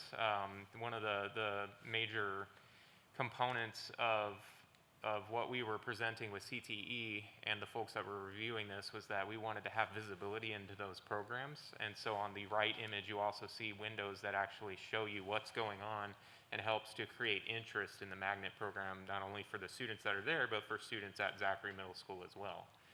And I believe we have one more interior image for you. This is a view of the collaborative area that's at the end of the corridor on the second floor. And so not unlike Jones, we actually took advantage of the opportunity to open up the classrooms into the collaborative area using what are called sliding mall fronts. And so we have the opportunity to create a great way to flow through those spaces and create these common areas that just kind of emphasize or enhance the classroom experience at the magnet level. And with that, I believe that is all we've got for you this evening. Thank you. Any question? Dr. Harrell, that's why, even after all these years of looking at these buildings, I completely missed with your presentation before, because I came in late, the Zachary on that panel. Anyway, the more I looked at this, because before I thought, oh, that's awfully tall, but it's really grown on me. I really like it. But I did have a question, and I actually really like how you've got the Zachary spelled out there. But I had a question because this is going to be the magnet area. And so, Brian, are we going to be, is our intention, because I'm thinking about Anson Jones, I think that we were having wording on that Anson Jones building that was going to be the magnet, right? Weren't we making there, I thought that we were putting wording on it that was identifying that portion of the building as the magnet at Anson Jones. No, I can't remember. I can't remember. Were we doing that? I don't recall us. Not in the exterior of the building, Ms. Chumley. Okay. And However, do when you we walk do- in, we have the emblem, it's already been designed for Okay. Jones, and that would be the same here as you Okay, walk in. because that was the only thing, is I was thinking because I really liked how you did that with the Zachary. I think it really looks great, but I thought, but if we want to at some point identify just that piece of it as our magnet, do we want the name on it like that? But if where we're going to identify the part of the building as the magnet is going to be when you come into the building, then, anyway, this has just really grown on me, because I really wasn't sure about it, but I looked again at it, and I like it. And I love the co-op areas, the cooperative areas that Just you're looking remember, at. we get one more shot, Ms. Chumley, when we get the colors, that's when we have to make the final Oh, it's going to be decision. great. I think We're it's, excited about that as well. And aren't we looking forward to that? think it is going to be fine. Yeah, Brian will just have to take a day off that day. Anyway, I move approval, and the building committee had a lot of discussion in relation to this, and we all, I believe, Katie and Karen were very pleased with what was presented. So I move approval. Thank you, Ms. Chumley. Second. Is there a second? Mr. Second. Blunt, second? All right. All those in favor, say aye. Aye. All those opposed, say nay. All right, the ayes have it. The schematic design for Zachary Middle School magnet has been approved. Thank you so much. Thank you very much. Thank you, gentlemen. Lucky Esparza, lucky Zachary. All right, we are now moving down to administration. A, Tomlinson Elementary School attendance, Mr. Galindo. Yes, thank you, Dr. Harrell, Dr. Woods, trustees. So earlier this fall, we brought you the administrative proposal for elementary school number 81. That'll open up in August of next year, Tomlinson Elementary. After that, we, of course, took it to the SBAC. They studied it, and then we had the hearing last month in October. So here to give you a summary of that hearing is Mr. Phelps, Mr. Morgan Phelps. While he makes his way up, I want to really thank him and the committee. Of course, because of COVID, we've taken a lot of different protocols in terms of how we've done our meetings and so forth. So really appreciate all the work he and the committee has done. Mr. Phelps. Thank you, Mr. Galindo. Good evening, Dr. Woods, Dr. Harrell, members of the Board of Trustees. My name again is Morgan Phelps, and I am the chair of the School Boundary Advisory Committee. We're here this evening to present the School Boundary Advisory Committee's recommendation on the boundary changes that would relieve Callison and Scarborough Elementary Schools and populate Tomlinson Elementary School. As you know, each time we do this, we follow the decision principles that you have charged us with on the SBAC, such as maintaining the neighborhood integrity and reviewing all growth projections, program accommodations, and student needs, cost effectiveness, and frequency of change for students. A public hearing was held at 6:30 p.m. on Wednesday, October the 20th at Harlan High School, with a total of 11 SBAC members attending. Approximately 9 adults and children attended the hearing, and 9 others viewed the live stream presentation.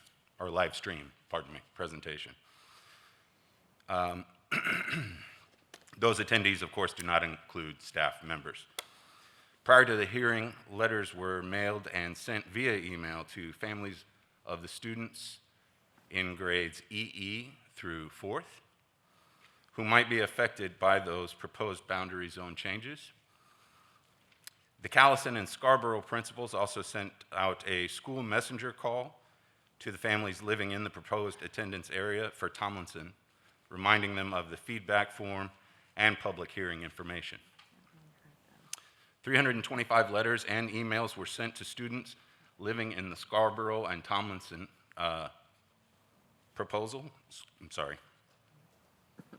the Callison to Tomlinson proposal, and 21 letters and emails were sent to students living in the Scarborough to Tomlinson proposal. Following the staff presentation at the public hearing, one parent submitted 2 written questions regarding the proposed boundary changes, and the staff shared responses. No one signed up to address us as a committee. This proposal would move approximately 459 students from Callison Elementary School and 65 students from Scarborough Elementary School to the new Tomlinson Elementary School located at 9748 Swayback Ranch. The result of the community input that we received and was shared with us during the public hearing, if you'll see that on the slide here. As of October 16th, the district received 76 comments from households in the proposed boundary change areas to Tomlinson Elementary. Of these, 16 were in favor of the proposal, 56 opposed, and the others asked questions or were undecided. We did not hear from 78% of the families that received information about the boundary proposal. But the general themes in the parent feedback included the desire to remain at Callison Elementary School, travel distance to Tomlinson. It is closer to Callison. The capability to walk to Callison versus transportation to Tomlinson, and a walkway connecting the Meadows to Callison Elementary School. Future construction on Gulm Road, the frequency of moves, and the 5th grade grandfather option, and desire to include the younger siblings. At the public hearing, no patrons signed up to speak to the committee, but one patron submitted 2 questions, which the staff addressed. Those questions regarding the Tomlinson Elementary Zone included, could Remuda Ranch be split, that being the Highlands and the Meadows, leaving the Meadows in the Callison school boundary? If Remuda Ranch is not included in the Tomlinson Elementary School boundary, would it be included in a boundary of some future elementary school? Now, although families in attendance at the public meeting did not sign up to speak to the committee, some did discuss their questions around or concerns with staff during the break. One parent asked for clarification around transportation, who was eligible. We're against it. Another expressed a desire to continue to walk with their child to Callison Elementary, using the footbridge. Another indicated that they were undecided, but after the hearing of the proposal, they understood the numbers of the reason for moving their neighborhood. As a committee, we listened, took thorough notes, and then deliberated following the public hearing. We discussed the written correspondence and the merits of their concerns that were received in writing, as there were none expressed at the public hearing. Specifically, the discussions during our deliberation included a discussion that given the COVID-19 situation, the district probably received more feedback in writing than usual, which may explain why no one decided to speak at the public hearing. Thank you. There we go. The staff provided additional reminders to families from campus principals about the opportunity to share feedback in writing, given safety protocols with in-person meetings. Elementary administration's review of individual situations where a family feels there are extenuating circumstances to unique needs of students involved in and approved boundary change. Review of the district's grandfather policy for rising fifth grade students involved in a boundary change. The impact on an elementary student on an elementary itself when student population nears its maximum capacity with portables. The staff explained why campuses can only hold a certain number of portable buildings. We discussed the use of a long-term cap at Callison Elementary School if relief is not provided. Future construction on Gulm Road itself, their desire to remain at Callison Elementary School, the footbridge for walkers connecting the meadows at Remuda Ranch to Callison Elementary School. The Meadows. The fact that walkers from Remuda Ranch to Callison would now require transportation to Tomlinson, also requiring families to start their day earlier since transportation to Tomlinson would take more time than walking to Callison. In addition, we talked about the advantages and disadvantages of splitting Remuda Ranch and leaving the meadows in the Callison Elementary School zone, and examples of other neighborhoods split between schools. We looked at other areas such as Cobblestone and whether they could be moved to the Tomlinson zone in order to leave Remuda Ranch in Callison. We talked about the next elementary school that will be built and possible impact to Callison Elementary.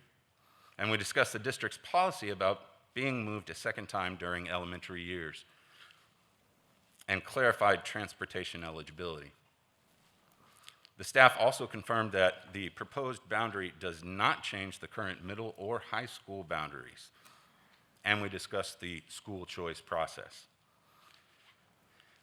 We recognize that the parents' voices are significant, and we did hear them. The SBAC listened to all individuals and each other's concerns, reviewed the written responses and all available data, and based our decision on how they relate to the growth of Northside ISD. We looked at the effects of the recommendations and believe that these recommendations will serve the children of Northside well. We understand the discussion of the zoning impact on all children. We also realize that this boundary proposal had some unique challenges given the size of Callison Elementary and the proximity of neighborhoods in the boundary proposal to Callison Elementary. We feel that our recommendation meets the needs of Northside Independent School District while addressing overcrowding at the existing schools and future growth issues. So for our recommendation for the boundary to Tomlinson as proposed, by a vote of 10 for and 1 against, the SBAC recommends that the Board of Trustees approve the administrative proposal. It's worthy that we note that although the majority of the committee voted for the proposal as presented, we did have significant discussion regarding the southern end of Remuda Ranch that currently walks to Callison. Through our deliberations, we were informed by facilities that the school district actually collaborated with the developer in the construction of that bridge. That being said, we focused on one of the basic tenets of our decision principles to not split a neighborhood. But we wanted you to be aware as a board of the concerns brought up through the community input and community dialogue. The proposal as presented and recommended would affect 524 projected students in the Tomlinson Elementary School attendance area effective August 2021. And I'd just Dr. like Harrell, to respectfully submit that comments? report to you folks. Before Mr. Phelps and I answer questions, if we could go to the next slide, as Mr. Phelps pointed out, there was a significant discussion. This is the Remuda Ranch area that we've so much talked about. And you can see that over 90%, 52 oppose from that section to the proposal as presented. And so wanted to point that out, and the fact that he mentioned that we did have a number of folks submit more than usual for an elementary. And so with that, I wanted to kind of go through some scenarios before you ask any questions and for you to consider. So if you could go to the next slide. So this was the proposal or the alternative as presented. So you can see, and you may remember that if you look at the bottom, 348, if the area, the Remuda Ranch was left out, we simply don't capture enough kids, we feel, to open a new school and balance the population at the neighboring elementaries around there.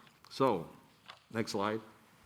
Right. Part of the discussion that we had, or the committee had, was that what if you leave the southern end of Remuda Ranch at Callison and just take the northern end and move them to Tomlinson? You can see we do capture some more kids, a little over 400. However, still not addressing the overcrowding that we have at Callison. That, remember, this is the primary reason of the opening of the school. So, next slide. Ray, where is this? Do we have this, what you're showing? Yes, ma'am. I am just not finding it. So this would be the geography as it would look again, and with not the number of folks that we think we would need to capture in terms of students. And so all that being said, if you could go to the next slide. So this is something as a board that you could decide to do, which you've done in the past. It is your prerogative to go ahead and special option the community, which means that the geography that we feel in the future years would remain as proposed and go to Tomlinson. And a cap would be implemented to move students, new students that would register. And so any student that is at Remuda Ranch now, if they choose to, could walk and remain at Callison. And through the years, 18 months, 2 years plus, we feel we'll be able to capture the students we need with a cap that would go to Tomlinson. And this would allow for that community in the south and even in the north to go ahead and remain there with their siblings for their elementary careers. As I said, the number that Mr. Phelps mentioned is 78% didn't respond. So we're going to assume that there are a number of families in that community that will take us up and want to go to a smaller school and take us up on a bus and go to the new Tomlinson. And so with those numbers, we feel that with time, we'll be able to capture the student population we need and balance the other schools. And you'll allow the families that want to remain and walk using the bridge to continue to do so. So that's something you can consider as a board, and we've done in the past. Ray, can you point out, so I know that so you're saying that all of that north section and then the south section, that all of that area, that whole subdivision walks to Callison? Not all. Okay, so which area currently is provided bus transportation? Right now, the northern part, if I'm not mistaken, has transportation provided. They're walkers. They all walk? Yeah, they're both. All of Remuda Ranch walks. So if you're looking at this area right here, the north end, right near the Highlands and the Meadows, they're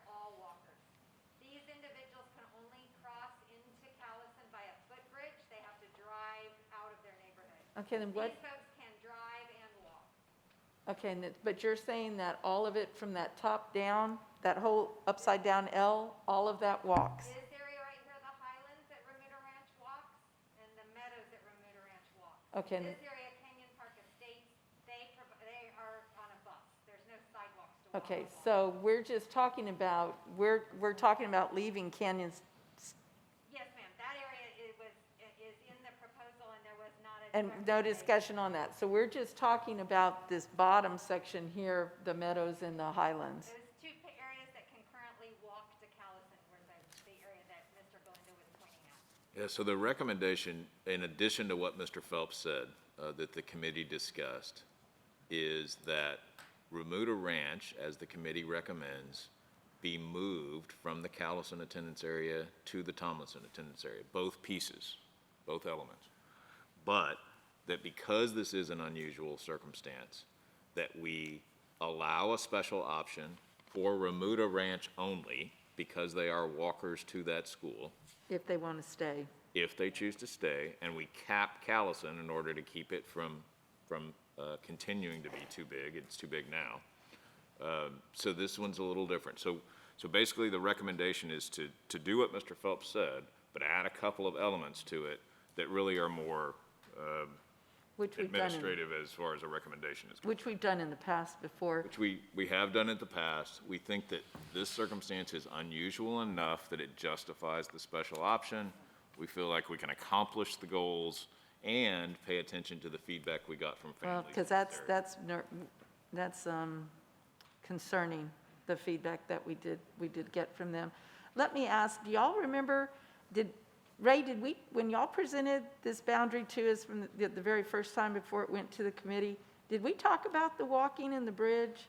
Yes. Yes. Yes, I don't ma'am. remember that. That's awful. I don't remember us talking about that Yeah, part. as I a know. matter of fact, there was a lot of heartburn about it, and my recommendation was, let's not tweak it now. Let's wait see what until the we go back. feedback is.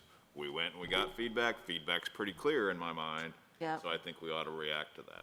Yeah, because I remember we had a lot of discussion about that lower section, that it was just too close to Callison. I just don't remember the dialogue about the walking bridge.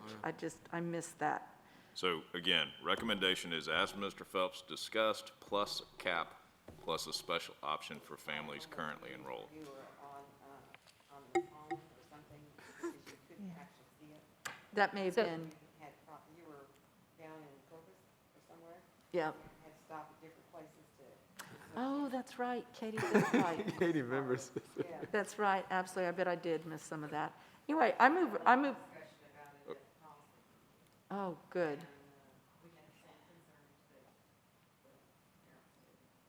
And also, Yeah. So, So, so other questions? well, I move approval with the administrative recommendation. Move approval supporting the boundary committee recommendation with the. The cap and with special the option. administrative options. Second. Is there a second? Second. Okay, Mr. Lopez and can have Mr. it. Blunt. Blunt. Okay, yay. All those in favor, say aye. Aye. All those opposed, say nay. All right, the ayes have it.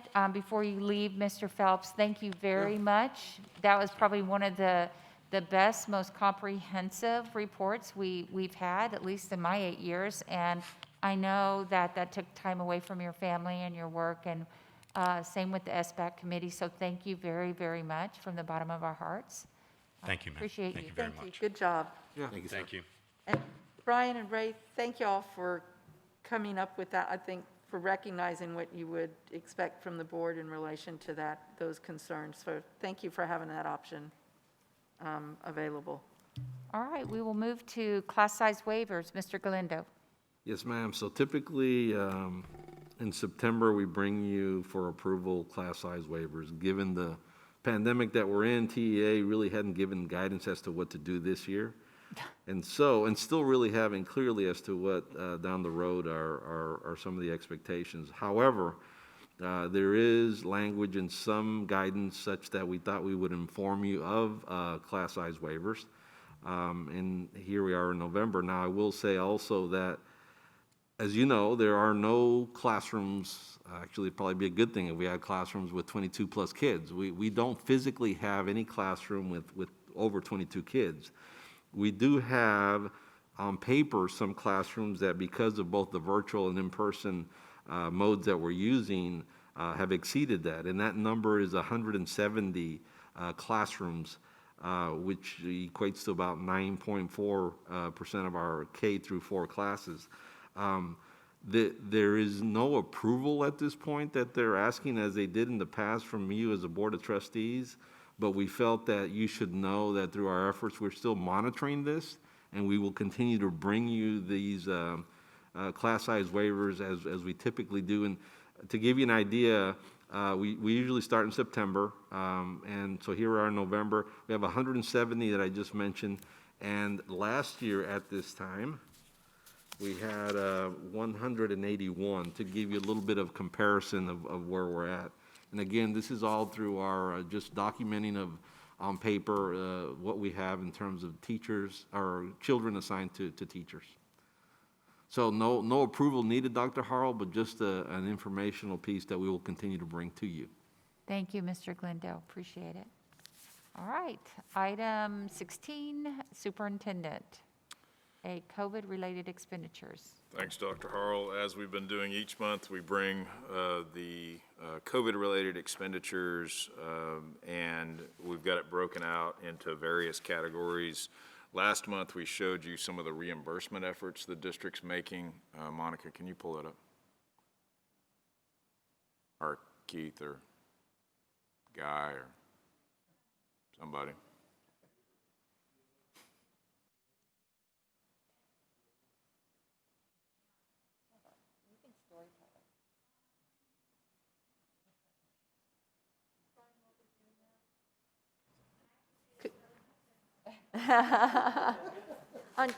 One of the items is other. I'm just curious, the other expenses that we have. It's under your. Probably just catch all, all kinds of stuff. We could break it out. It's going to be small numbers. Yeah, I was just curious, Brian. I was trying to think what other kinds of things. I was thinking like it's extra security or I don't know. I was just curious about it.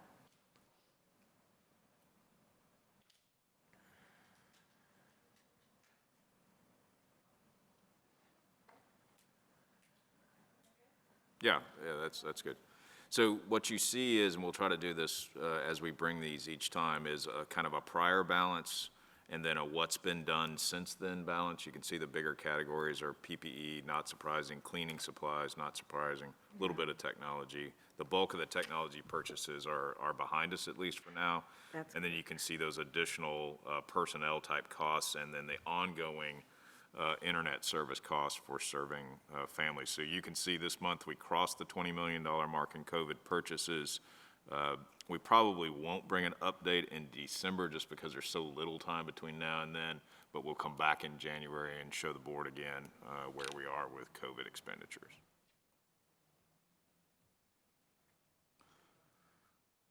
Questions on that? Ending fund balance that we're taking this out of? I would describe it as operating budget, whether that's we're scooping out of individual budget accounts or we end up at the end of the year needing to pull some out of fund balance, which is likely to be the case. Okay, so, but I'm not looking at it that we're taking 20 million out of ending fund at this time. I mean, that's. So I couldn't understand. Oh, I'm saying, that's okay. I'm good. Okay. Yeah, all general fund expenditures at this point. Okay. Others? Well, I just had one more. So we're continuing the childcare, the daycare personnel cost, and that I think my understanding is we're going to continue that until we're at a point where No, that item terminated in October. Did it We're just terminate? showing that because it's a part of the total, but no, that's no longer. Okay, I couldn't remember if we had terminated it or not. Yeah, we had terminated that roughly a month ago. Okay, thank you. Okay, you okay if I keep going? Okay. The item B is the original resolution that the board considered in March of 2020 for operating during COVID. It includes things like pay of personnel, purchasing outside of the 50,000 mark. We do believe this particular resolution is necessary to continue. The last time the board saw these resolutions, there were actually 3, one of which covered childcare, one of which covered pay for employees, keeping employees whole, and then there was this one. The only of those 3 we would recommend continuing is that original resolution. The other 2 do not appear, at least at this time, to be necessary. So happy to answer questions. This one does, there is an ask for action here. Brian, with as we're going forward, I mean, I know it's really hard to predict the future, but is there anything that you need us to give you some leeway on within this resolution? Is there anything, I know we're talking about taking away the other 2, but is there anything that you need? Is there, I mean, because I know it's really hard to tell the future, but I was really thinking like in relation to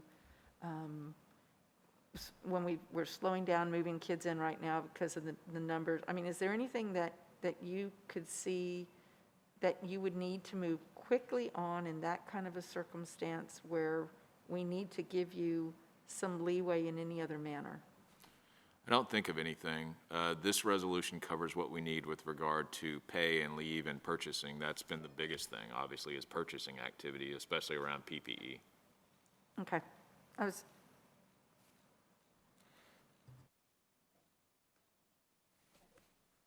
there any other discussion on the resolution? All right, Ms. Reed, you move approval of the resolution. Is there a second? Second. Mr. Medina, second. All those in favor say aye. All Aye. those opposed say nay. All right, thank you. The resolution's been approved. Okay, item C is a recommendation around legislative priorities for the 2021 session, which, as you know, is coming up quickly. And with that, I will turn it to Naomi Miller. Good evening. Good evening. Thank you, Dr. Woods, Dr. Harrell, and members of the board. Here we are again 2 years later. This will be my 2nd legislative session advocating for Northside, but my 10th altogether. But somehow I'm still 21 years old, so. So I want to start, Dr. Woods mentioned a little around this at the beginning of the meeting. I want to start with the 2020 elections. Of course, this is 2 weeks behind us, but just to recap, the House did not flip. It stayed 83-67. 1 seat flipped from D to R and 1 from R to D. So the majority stayed the same. One of those members, actually one of our Bexar County members went over to the Senate. There's a total of 16 new House members because of that move and retirements and the 2 flips that I mentioned. So the Senate is now at 18-13 because Representative Gutierrez was successful in defeating Senator Flores from San Antonio, or from Bexar County. We had 8 State Board of Education seats up, including District 5 that covers Bexar County, and as you know, that one flipped to Rebecca Belmetero, so that will now be a Democrat seat, and she's from San Marcos. And even though that was not on the November 3rd ballot, the next thing we talk about after elections is the speaker's election. And I'm sure you've all heard that Representative Phelan of Beaumont has secured the votes to be the next Speaker of the House. This will be his 4th legislative session. Next slide. Yes, ma'am. Is that for sure? I mean, does anybody else come close to getting support? Well, generally, if you secure the votes, if you get the pledges from 76 or more members, which gets you the election, there's really no one else that can come out because those votes have already been pledged. but the actual election doesn't take place, of course, till the first day of session. So that could change, but as of right now, that's the way it's looking. So moving on to public education in the news, we know that hold harmless funding is set to end after the first semester. And a few months ago, the governor called for 5% agency budget cuts. Of course, the FSP was not included in those, but we know that's probably because CARES Act dollars were used to supplant the FSP. You know that the STAR exam is still set to be taken in May, in spite of being the second COVID pandemic disrupted school year. And a couple of months ago, SBOE approved some new charters, 2 of which are here in San Antonio, being Royal Public Schools and Prelude Academy. So the outlook for the 87th, pre-filing started last week. As of today, there's about 800 bills that have been filed, and 130 of those are on my list so far to watch.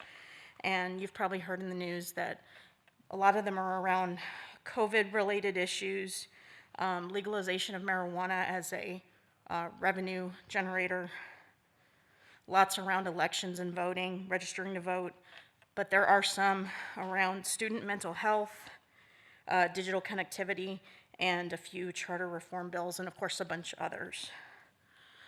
There wasn't a lot of interim work that went on because of COVID-19. There were a couple of hearings, but a lot of that work that should have happened didn't happen because of the pandemic. There's still no clear picture of how business will be conducted in the Capitol because of the pandemic. Again, another new Speaker of the House, and the legislature's looking at a zero-based budget starting from scratch, which means that our precious House Bill 3 is in danger of cuts and possible pauses in funding. And then, longer term, because the census was delayed, that will likely force a special session, at least one, because of redistricting and because those, that data will not be available before sine die. So moving into our agenda, I changed our legislative mission statement to basically take care of the public school system, the entire infrastructure of the public school system, to make sure we're fully funded, that our assessments are fair, and that we have local control. So the strategy, I don't know how we're gonna do this if I'm not able to go to the Capitol in person, but obviously through virtual meetings and phone calls, obviously be clear and concise in our messaging, and focus on how well we've pivoted as a district during the global pandemic. So we're going to focus on 4 key areas, 3 of which were in last session's agenda, and I've added governance again to focus on that local control. So we'll start with finance. And I won't read these off the slide. You should have a copy in your packet, but basically protecting House Bill 3, studying the effects of the pandemic on certifying for free and reduced lunches, which is another thing we've been talking about lately, and adequately funding the instructional materials allotment. Next slide. So Naomi, Yes, ma'am. can we, if it's okay with you, ask questions along the way? Sure. And I looked at finance, and I guess I'm trying to think if I emailed it or how I communicated it, but I was wondering about the adequate funding or additional funding for mental health for students and possibly teacher wellness as well. That was kind of promised in a way that was going to have dollars behind it, but hasn't been actualized. So I'm just wondering if that is included here, or it was promised last session? Is that what you're? Well, there's lots of legislation right now talking about it coming forward, but it was in House Bill 3 originally with some funding attached to it. So I'm wondering if it's increase or provide additional or whatever as a legislative priority to make sure. Social emotional, but also mental health is what I think it was originally called, and I didn't see it in the draft, so I'm just asking. In-house, but you said it was originally in House Bill 3. I'm not sure It that, was under safety. It was under safety. It was one of those bullets under safety. there are two school safety bills. One of them was Senate Bill 11, and that was around infrastructure. Right, right. The other, and that's the one that actually had dollars behind it. The other one was House Bill 18, which didn't have dollars behind it, but it had implementing more training, more curriculum, and things like that. Targeting social, emotional, and mental Yes, health. ma'am. Student mental health, and before the pandemic, the goal was to get that to be more wraparound for teachers and others. But to use our current funds to do that. Yes, So it ma'am. was- Okay, so then I'm just kind of chasing my tail. Should that then be put in as a legislative priority to get funding? We can add anything Yeah. anybody wants. I think the reality of anything tied to a fiscal note Yeah. is probably DOA. But it doesn't mean you can't advocate it. I agree, and it doesn't, I mean, it brings it to the table as far as importance is, and so, I,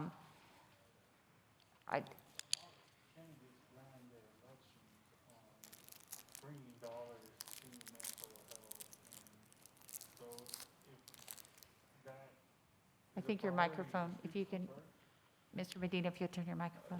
So I was just rambling to myself. No, ramble to the I can hear group. you. So It's good for the again, group. going back to recent elections and prior elections, that was a leading message, was to address the social emotional well-being of students, or even just community and nature. And now that we're in the economic situation where many people are being impacted and children are being impacted,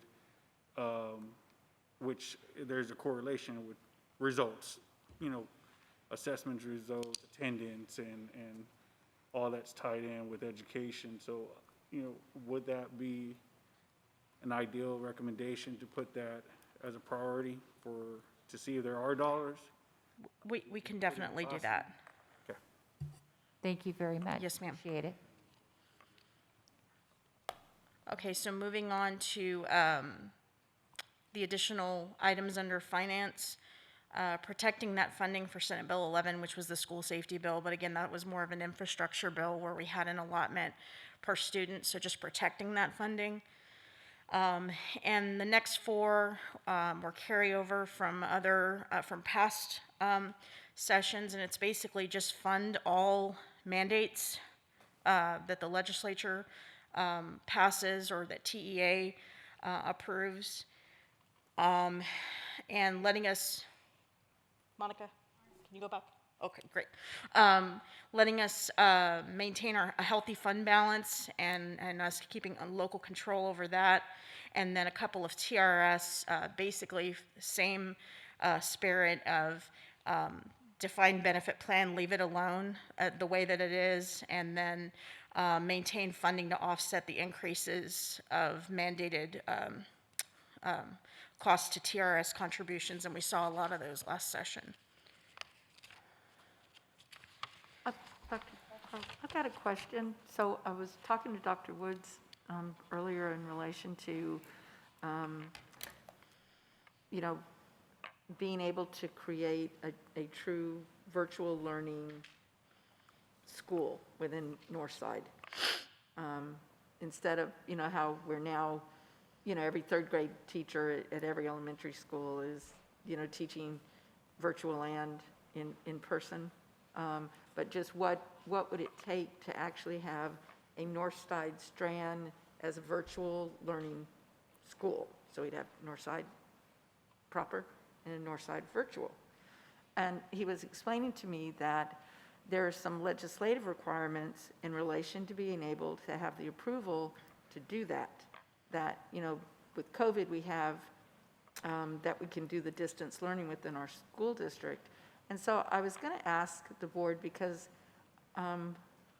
I think that that would be something that would be beneficial for us to be able to do that as a school district if that was our choice. And so where, Naomi, where would that be if we wanted to talk about that? So finance, absolutely, we need the finance for it, but the other rules and requirements that go into creating a virtual school, I would like to see that in here somewhere. From the way that I've read it, the foundational issue is the way that we're funded, and the requirements for getting full funding for carrying out our own virtual academy. So we could definitely put it under finance. Okay. Because the rules, and Dr. Woods, the rules are not necessarily the first issue. It's the financing would just cut us off no matter how we did it, depending, because it has some pretty stringent rules. I think that the spirit of doing it originally, kind of like charter schools, was let's give kids an option to take some classes virtually they can't take at their own school. So the law is pretty old, but there are a lot of limits to the funding. So I think that we could put that under finance. Dr. Woods, do you agree with that? Yeah, I think that'd be fine. Okay. Can I ask you a question related to that, though? But I'm sort of with y'all to some degree, but if I know the chance of financing, et cetera, is an issue, but if we're really trying to highlight that as something different, which it really is, because it's not, it'd be interesting discussion on whether or not it's effective. I'm sorry, I'll talk louder. Wouldn't it be better under school choice, though, just to say even philosophically, does it make sense to do and have another see it and accept it, at least initially? Yeah. Wherever we put it, I could. just want us to start that conversation. Yeah, that's what Yeah, that conversation has certainly already been started, but we can certainly couch it under school choice, but also mention the funding element of it. Yeah, we can do that. I'm sure I just wanted us to weigh in on it, Brian. Yes, ma'am. Sometime, Dr. Woods, can you perhaps in Friday letter delineate what that would take, what type of legislation, or how we could advocate for that to pave that way for us to be able to have a virtual academy?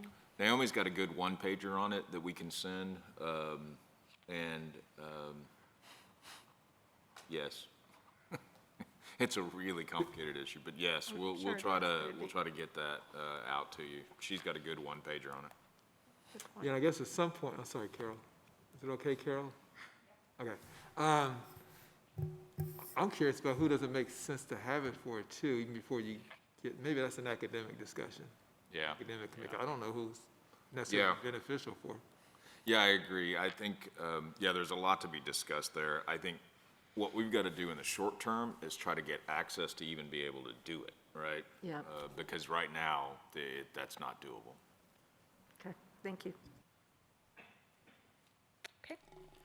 So moving on to school choice and charter schools, I won't read all of these verbatim, but they're basically around holding open enrollment charter schools to the same level playing field as other public schools, and making some changes to the commissioner process for expansion of existing charters, and how that affects our permanent school fund, and then the surrounding schools where they're placed, and opposing anything that has to do with school vouchers, and again, just changes to accountability and transparency of charters. Next slide. So I worked with Dr. Ward on assessment and accountability and added a couple of things on here because of COVID and the COVID slide, if you will, and that's to allow local control to use accountability information because of the 2 consecutive school years that were disrupted, and one of which where we don't have actually a STAR test that was administered, And of course, going into this school year and the mixed response that we've had to virtual learning and the challenges of engaging our virtual learners. And then we have a new one on the forced failure rule, which, you know, kind of holds TEA accountable to the way that they determine forced failure for a campus. And then this was, which is also in House Bill 22, and then also in House Bill 22, allowing school boards to develop and implement their own local accountability plans. So this is a new section, again, in the spirit of local accountability or local control, is to allow school boards to maintain all powers and duties to govern their own school districts. And then the second bullet I actually had under finance, but I thought it would fit nicely under governance to allow school boards to set M&O tax rates without voter approval. So this is what's next. So in the policy committee meeting, we discussed how we usually have a December gathering of the trustees and our Bexar County legislative delegation, and we came to the conclusion that maybe we can do a nice virtual gathering. So I'll be looking for dates the first couple weeks of December for that.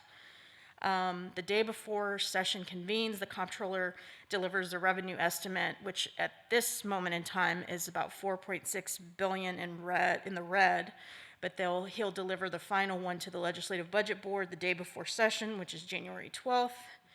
In mid-January, the Legislative Budget Board will then deliver the budget estimate to the legislature so they can start working on the budget. Late January is usually when the governor does his State of the State. Like I said, filing of legislation opened last week. It closes March 12th, which is the 60th day of the session. Sine die is May 31st.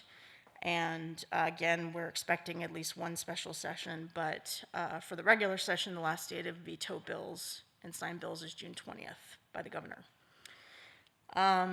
Partnerships and collaboration. These people make it a lot easier for me to do my job, working with the Bexar County Education Coalition, which Trustee Blunt brought up earlier, Go Public, Rooted, et cetera. There are chambers in our business community, and the county and the city have been more engaged with us in the last couple of years. And then, of course, our associations in Raise Your Hand, Texas. So with the ads that discussed, anything else? We'd like to get these finalized so that we can start getting them out to the delegation.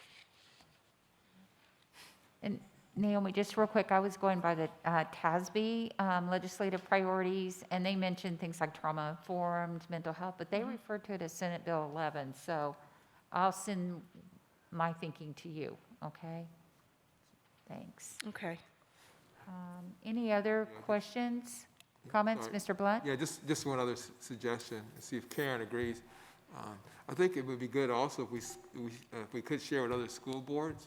I think everybody, we find this out at TASB, they sort of know the north side is going to be the leader in terms of, you know, it always comes up a lot in terms of, you know, what's north side got, et cetera. Would that be okay for us to start sharing with other school boards? Yes. I'll make sure that once I get all of the changes in, that I'll send everyone a copy, and I'll get it put together nicely for our website. And I usually share it with my partners, but I'll share it with all of you so you can continue to share it with other school boards and others. Yeah, once we get it cleaned up after tonight's conversation, we'll do this. Okay. Thank you. Great idea. Thanks. Anything else? Okay, so we do need to approve that. Is there a motion? Ms. Freeman? Is there a second? Ms. Chumley? Sorry, if it's at that end, was there a second over? Okay. All those in favor say aye. Aye. All those opposed say nay. All right. Oh. She and I. Aye, you did say aye. All right. The ayes have it, and so the priorities have been approved. Thank you very much, Nick. Thank you, Dr. Appreciate Hall. you. Dr. Harrell, Tell me. before you sit down. So I know Joseph touched on this before when he talked about some of the other things that happened during the gala. And one of them was you and Dr. Woods talking about that legislative session. I just want to tell you, y'all did a good job. I thought I was watching MSNBC or something.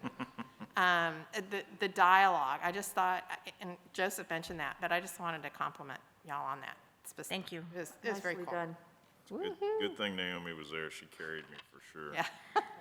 Love it. So good job. Thank you. Thank you. All right, revised 2020-2021 calendar, Dr. Woods. Oh, wait a minute, no, first reading and adoption of policy EIAA local. So both of the next two items relate to operating during the time of COVID. The first one is EIAA, and we are going to ask the board to look at this relatively old policy and go ahead and adopt, even though we're on first review. The policy EIAA is a local that deals with final exams. There's a lot of language stuck out because it's no longer applicable. The change that we're recommending for now is to move the weight of the exam from what our practice has been 20% of the semester grade to 10% of the semester grade. The rationale for that is that in most of our experience as teachers and principals, we rarely see situations where semester exams lift substantially or even at all student grades. And given the concerns we've got with how students are doing in courses now, we don't want to exacerbate a problem that already exists. So we would recommend keeping the notion of a semester exam, but lowering the weight from the 20% to the 10%. And then that could be reconsidered in a post-COVID life. I think we have talked a lot about, this board has talked a lot about measuring a student on one test on a given day. And so that also makes this change in policy seem appropriate. So happy to answer questions on that. As long as, Brian, we want, I completely agree with us doing this at this time. But I do know that I just want us to make sure that, because we've really talked about, we want to keep the rigor in the program we have now, and that, we've moved away from the conditions we were in the spring, that school is back as it is, and we want everyone to recognize that and take that seriously. So I do think, though, that just with the challenges we're experiencing, but I don't want this to be viewed as the board trying to do something to reduce what that rigor is. And so as long as it's something that we're doing now because we are in such unusual circumstances as what we have, but that when we are back to normal, which I hold that belief we will get there, that we would come back and take another look at this. And it could be when we come back and take another look at it, we realize that having it count so much wasn't really the right thing to do to begin with. Yeah. Right. Agreed. And I'm happy to revisit. Thank you. Thank you. Any other discussion? I have one. Mr. Lopez? Yep. Dr. Woods, on the policy, under exemptions, right underneath number 5, item number 5, we have where it says, a student who is eligible for exemption may take the exam if he or she desires. Students who have been assigned to the alternative school during the current semester shall not be eligible, shall be ineligible for the exemption. So if you can help me understand that, when we're saying that if a student in that semester was taken to the alternative or was assigned to the alternative campus, was that because of conduct, right? Or are there other reasons that a student would be ineligible for that? Because sometimes I can see that some students on that alternative campus may, have a high academic achievement ability, but to leave them out without, because they're at that campus, just kind of seems a little bit of a punitive in that sense because they're there at the alternative campus. I mean, am I understanding that correctly? Because that's how I see it. You are, and I was around for the conversation back in 2012, and that was one of the goals, that be a consequence of conduct serious enough to get you placed at the alternative campus. Because one of the things to keep in mind is, one, the number of seniors that would be placed in an alternative campus is infinitesimally small. Okay. But also that there needed to be some student expectation around conduct at this kind of low bar to be eligible for the exemption. That was the logic at that time. I mean, I'm just having a hard time with that because, I mean, I think although conduct is important, but to penalize a student because of, sure, conduct, but if he's academically able to achieve or to pursue, I think he should still be given that opportunity to take the test. I mean, I think maybe could we look at that on a case-by-case basis? I mean, I'm just kind of really struggling with that part right there, with that one. I don't think you'd want to look at it on a case-by-case. I think that if the board wants to strike that language, that I can live with that, but I wouldn't want it on individual staff to be looking at it. On a case-by-case, yeah. Well, I mean, that's my feeling on it. I don't know what anybody else thinks, but, I mean, that's where I'm kind of struggling with that one. Other than that, everything else is fine. I just think that, to leave a student out who's in the alternative campus is a little punitive on that part. Ms. Freeman? I was just going to make a suggestion. Sometimes when we make decisions here, we haven't explored what might happen system-wide. If we make this decision, how does it affect the system? So if we do that, if we're going to consider, I'd like to go ahead and, talk about it in maybe committee first, maybe. I'm sorry, I didn't hear that part. Committee first. Okay. And then revisit this. Do we have to really pass this right away? Yes, we do. For the semester exams. We've got a timeline issue because by the time the board meets again, semester exams will already have begun. Sure. Would we potentially review this next year? Maybe that's another question. Maybe we can review that next year, see what it looks like for this year. But my recommendation is if there's a desire to talk about that one element that you bring up, Mr. Lopez, that we do that sometime in the spring so that if there were a change, it could be communicated to campuses ahead of that. This only applies to the spring semester exam anyway. Sure. It's not a fall semester issue. So there's plenty of time if a change were going to be implemented in order for it to be put that way. okay. Well, no, I appreciate that. Thank you. I mean, I'd like for us to be able to look at that in the future. All right, That gives us some we'll add time. that to a future policy review on EIAA. Thank you. Great, thank you. Thank you, Dr. Hall. Appreciate it. I just wanted to make the comment, I know that our teachers teach with rigor throughout this semester, and to have it relegated to one test when they do great classroom assessments and great lessons, I think sends a nice message that it isn't about one test, and it isn't going to diminish the rigor. It's going to put it in a place where it belongs. So any other discussion on this before we take a vote?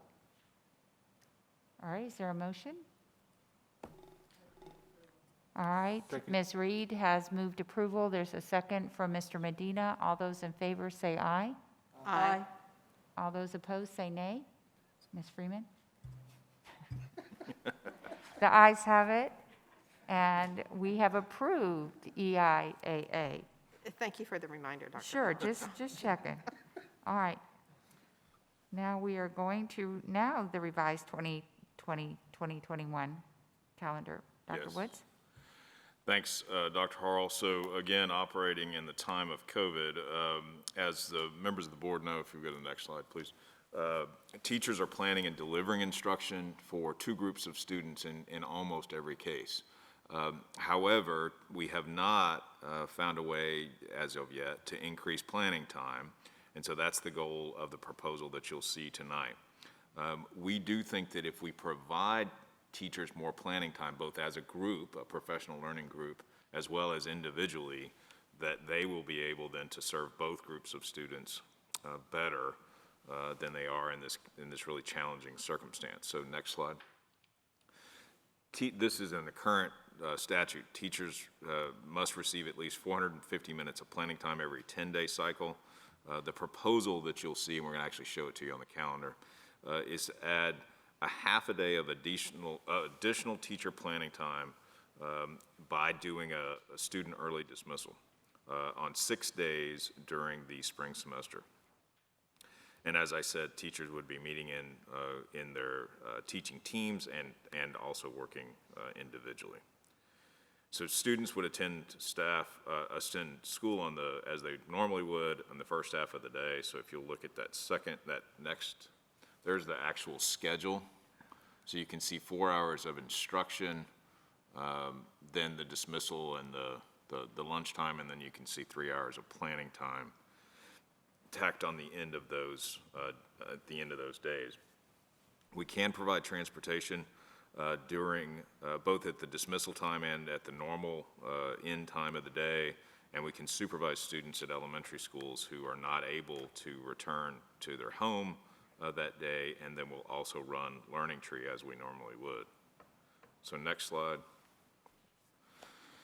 So this is the calendar. You can see the dates identified with a little asterisk. So if you look, for example, at January the 13th, that's the first one of these 6 days.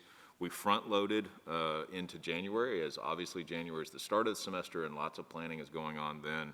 And then you can see there are days generally towards the end of the month that had to be moved around things like pre-existing holidays. In April, there are testing, we think, STAR testing dates that obviously we would have to avoid. So you can see how the days lay out. So, so on that next slide, then obviously communicating with the board and seeking your approval tonight. Next, we've previewed for principals but have not showed them this calendar or talked about the number of days or anything like that. And then I've already recorded a message to parents about the why. We really think it's important in the communication to explain to parents why this is important in an effort to support our teachers, but also to improve instruction for our students. So all of that communication is planned pending board approval.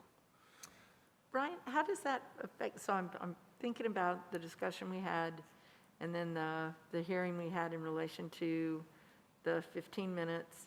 And so how does that impact the amount of minutes that our kids need to have? Because we exceed the state required number of minutes, even with this proposal, there's not an impact. Okay, good. And it sounds to me then too that we are recognizing the need, because I completely agree. I think this is a great idea, Brian. I appreciate you bringing it up and thinking about it, because we are asking teachers to teach set plans for both styles of learning. And you know, I think this is a great idea on that. And I think that kind of comes back too to say, in relation to that 15-minute piece, that we're looking to try to give them the additional time that they need. Yeah, I think it's a great idea. I appreciate you bringing it to us. I move approval. Well, I had one other real quick comment. Just asking about February. I know we said 6, but traditionally and typically, and it showed its ugly head this year too, October and February are just very challenging months emotionally. Don't ask me why, but there's a lot of reasons and rationale. But I'm just wondering, we do have a Monday off for our teachers, right? That Monday, February the 15th, is a professional development day, a full-day professional development day. Could we consider, because in talking to teachers too and seeing research from other districts but around the nation, I mean, one of the self-care benefits of PLCs and working with teachers and getting that planning time, it is such a positive attaboy for teachers and re-energizes them more than getting more money or some things like that in a lot of stories. But I'm just wondering if February could have an additional half a day. We could look at that. I think if you did it on the 3rd, you'd have 2 weeks back to back. If you did it on the 10th, which is probably a better day, then you'd have that day on the 10th, and then the 15th would be a full day. Carol, I'm not sure I understand, because I thought you started off saying, a day, a holiday day for teachers. No, I was asking, But is this for the still training? planning, a half Oh, a day still to plan planning. MPLCs, yeah. Oh, okay. An early release. And I was asking that because they're in a PD, a professional development day on the 15th, which part of that could be, right? Is like half a day going to be for professional development, or can they be in PLCs that day, or? So with that in mind, we don't really know, right? So if they had another opportunity to plan for the month of February, that would help that. I think I think the answer, I think you're right. To whatever degree the 15th might be already pre-planned, I guess, if that's what you mean, then we could look at adding the 10th. I think when you get into these other months, because of what already exists as holidays, and then of course testing days, it gets pretty tough. Yeah. But I think if it were the will of the board to add an additional half day, I think we could make that happen on February the 10th. And the I think reasoning, any at a time they get to plan, it is probably the most challenging thing I experience on a daily basis with teachers, is planning for 2 different groups, planning intervention, planning. It's a challenge, and a lot of districts are looking at, they do asynchronous Friday afternoons, just so teachers can plan. And so there's all kinds of options, and I'm not judging them or rating them. I'm just saying February is such a challenging month, and if there's not something specifically to help teachers plan to get them through February to spring break, then they don't have another planning until April. That's a long haul from January to April without early release. so this is If it's not going to cost anything in minutes. So this is giving a full day and a half, though, now in February. Well, we don't know. Well, It typically varies. the normal February President's Day holiday, which you see here on February the 15th, at least a portion of that day is pre-planned. It's district level staff development, it's department level staff development. So it's not, the teacher doesn't have complete control over that time, I guess is what I'm saying. And so, Carol, you're saying that February is a month that we need to give them a full day versus the half day that we are now allocating them? No, I'm just saying just have another early release day in February. We're looking at January, the 2 black squares, right? No. Okay, You're tell me. looking at the 13th and the 27th. Okay, where the asterisks are. Correct. And so there's an asterisk, I'm sorry, I was looking at the black boxes. So there's an asterisk possibly on the 15th, for sure. That's a full day professional development day. And half day would be for teacher planning. No. Okay. That's what Dr. All Jordan right, was then saying. it doesn't get an We can't asterisk. guarantee Okay. that. So, but the 24th is early release? Yes. Okay, I'm Correct. sorry, I apologize for that. Yeah, the 24th is, in this proposal with the 6 dates, the 24th is one of those 6. Okay. So are you feeling that they need an additional early release Well, day in February? when I first heard about it, that's what I said to Dr. Woods. I said if they could have at least 2 times a month, I mean, I would like more than less. It is extremely challenging. And if you're with teachers every day, sitting and hearing and listening and watching and grading and using the platforms and everything, it is challenging. And we talk about teacher self-care, not for a lot of reasons. I mean, it is challenging. And they're doing it with flying colors and with a lot of grace. But they get a lot of relief when they get opportunities to plan with either grade levels or content areas. Planning seems to be able to rejuvenate all of us, getting that time to plan for kids, to bounce off ideas, to just check in with each other, because you really, it's just challenging. So I'll leave it at that. But if nobody else is, I mean, everybody's fine with that one day, then, Mr. Lopez? I think you had your hand up. Oh, I'm sorry. I just, yay, nay. So Dr. Harrell, Your microphone. teachers 10 days, 10 half-days. Your microphone. Oh, sorry. It's hard for me to say, no, let's not do this, but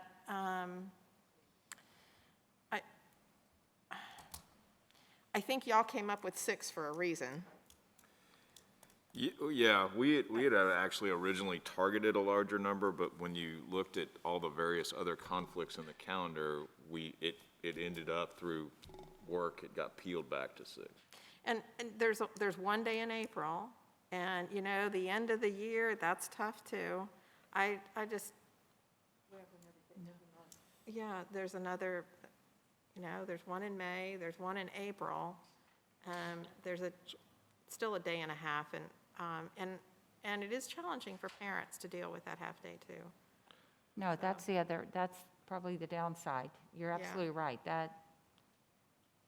So I'm thinking adding 6 is maybe a lot for parents, as it is. So we're also thinking of adding one more day is what you're asking, right? Another half a day instead of 6, right? So that would be 7?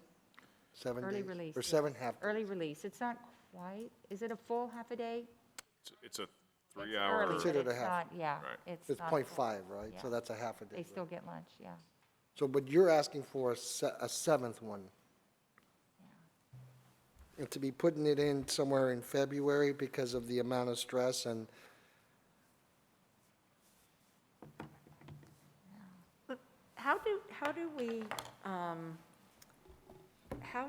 How do we maintain our, how do I ask this?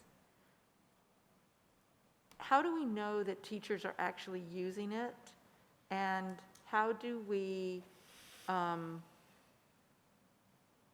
help make sure that it's good planning that is being done? I have no problem with giving teachers planning time, because the ones that I've talked to have said that's what's really causing the stress, is having to figure out how to do both types of learning. At the same time, and I would want to make sure, particularly Carol, if we were to move forward with adding an additional half-day, how do we make sure that those half-days are used productively? Yeah, And not just mental health time. Yeah, I feel good that we can monitor both the PLC meetings and we can set expectations for the outcomes on the individual planning as well. yeah. So I feel like that's addressable. I guess it's the individual planning ones, Brian, that I just didn't quite see how we monitor that. I Yeah, I just think wasn't. what we can do is set some expectations around that time. But I think what all of us hear when we talk to teachers is the need for additional time purely to be able to be successful in both environments. So I think the need is clearly there. I do worry about the kids that we have in school, you know, because that was always an issue with families when we did early release days was, you know, and we do have kids in school. And so I don't want to create an additional hardship. Yeah, frankly, that was the thing we were balancing here, is how do we get more time for teachers but not put a tremendous burden on the families? Because unfortunately, it's a teeter-totter. So that's where we came. 6 seems like a good compromise, a good number. Ms. Freeman? And just one more comment. And here, if we do the 10th, because we do have the 27th as a day, or unless we're able to move the 27th to the 3rd, if we do the 10th, then we've got a half day that week, a full day the following week, and a half day the following week. And I just think that's would be a lot for parents. No, it might help moving it to the 3rd. I mean, it just. To the 27th through the 3rd, does the that space that 27th out? to Is the there a 3rd. reason why we have the 20, I'm just making that. Yeah, it's really the idea that you're not developing things in isolation or emailing them or whatever. It's the conversation about it, either in Zoom or in a large room, that really matters. So, Yeah, I think the reason we chose the 27th was to get two relatively early in the semester. Right. That was the reason to do Yeah, you two said in that. January. yeah, that makes sense. Would it be better to do that or to move the 27th to the 10th? If February seems to be a stressful month. I agree with October was a tough month. It's, October was a tough month from I think we've we've got, always said February is gotten not the month. way for down. love. corporate world So- of work. October was a tough month. so Talking about I moving think we may be focused on the details a little, Gotcha. little too much here. No, So I think the question is there a general comfort that the 6 is a reasonable number, or is there an ask to add additional days? Part of the reason we need to make this decision is I want to have plenty of time to communicate to families ahead of this being implemented in January. So it's the reason we didn't bring this to the December meeting. Well, Brian, I We look want to to have you plenty of time. to tell us what your recommendation is on this, and, Yeah. because we could come back and add some, so do you want to start with the 6 and see how this works, and then, I feel like I would be uncomfortable adding additional days on families and the expectation that they make the shift in the arrangements. So I think this is our shot, frankly. Because really what we would like to do by the end of this week is communicate this clearly to families so that folks have not just days, but weeks of kind of a heads up that this is coming. I think it's a good So, idea. I mean, I'm okay with adding that to giving an extra day in February. Because, I mean, we already do that already when we let our parents know. I get calls and saying, hey, just remember, parents, that your child it'll be a half a day. So I don't see a problem with us adding that extra day or that extra time in February. I mean, we're going to mitigate it anyways, so I don't see that as being an issue. So I'm for adding another day, if that's okay. I mean, if there's supposed to be some more discussion, or if we have to vote on it, I'm okay with adding one more day. Well, I'm just hearing you, Mr. Lopez. I don't know if it needs to go to a vote. Well, it would have to, because We're it's a changing change. it here. Yeah, You're but I asking mean, I'm for- It's a change in the We recommendation. need a asking for motion. I'm not 6. hearing that anyone else is up for a motion either. Let me just check on one thing. Erica, thumbs up, you're good with an additional half, okay. Just making sure, this is my minutes expert, just making sure.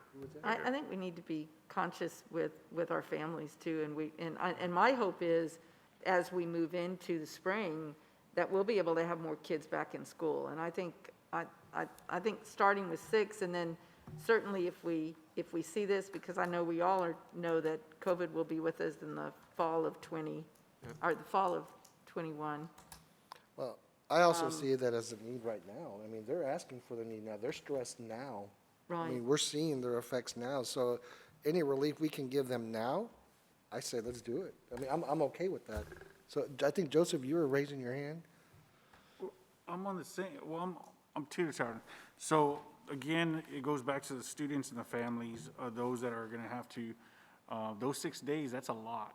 And especially myself, having those 3 kids all over the place, making recommendations to go, and not only that, but those that walk home after school, they're gonna be walking home with their friends and who knows what their So look, just today, so you go back 2 weeks ago, that was it Halloween? And now we have this huge spike. And so when we're putting kids at risk, I would try to limit the exposure. If we can minimize it to 6 as the least. And again, the PLCs are structured, because I know how they can go off, where they're not really, and it's more important, we can sell it to the parents because they're gonna be working on interventions, those students that are not getting it, and then to also build up instructions for the students that are just really are learning at a faster pace. So we understand that part, but I'm kind of hesitant to go beyond 6. Because of the accommodating the parents are gonna have to make the second semester for their children, and a lot of my parents have multiple children. I I kind of think we've gone a little bit into the realm of we're letting the quest for great get in the way of a lot of good. And so we did make this particular reservation after looking at trying to find some additional days. And so I'll just reiterate, this is the recommendation.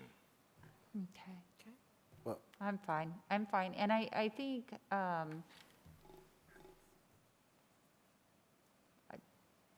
I think I'm going to be fine.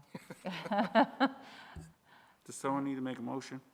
No, I She don't already think did. so. I don't think there's a motion. You already had a Ms. motion. Freeman? Second? Oh, I thought you meant to No, change so- the dates. Ms. Freeman? I move approval of the Oh, you already got recommendation that. as presented. You already got that.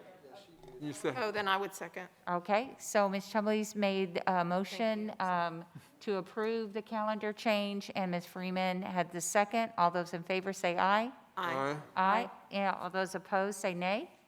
All right, the ayes have it. The calendar's been approved. Thank you very much. Thank y'all. That'll be nice news to communicate for sure. Yeah, it will be. So, Dr. Harrell, just to wrap up my section, you have a blue folder. Ms. McGee went back to the blue folder. So you have a blue folder at your place, and in that blue folder, there is a reminder about the Bexar County School Boards Coalition meeting this week. There's a slight correction on a volleyball playoff game start time that's highlighted in there. You have a copy of future agenda items, which is the items we're tracking for upcoming months. And then last but not least, we need to try to schedule the, I passed it around. Ms. Freeman has it, and then we'll just do one. It'll be easier. all right, great, With the dates for, super. Yeah, we need to The look required at training. House Bill 3 goal setting and Senate Bill 1566 training, which we can do simultaneously. yeah. Oh, we'll just transfer it on to that. I'm going to pass it down. Just, if you can pass it down to Ms. Freeman. I gave mine to Linda. Oh, okay, good, thanks. Sorry, we were passing it down, but it's all good. We're just trying to maximize time. It works, it works. I'm okay. All right. All right, Dr. Hall, we're ready to go to closed session. Okay, so the Board of Trustees on November 17th, 2020, beginning at 8:58 PM, will convene and close meeting in accordance with the Texas Government Code Section 551.074.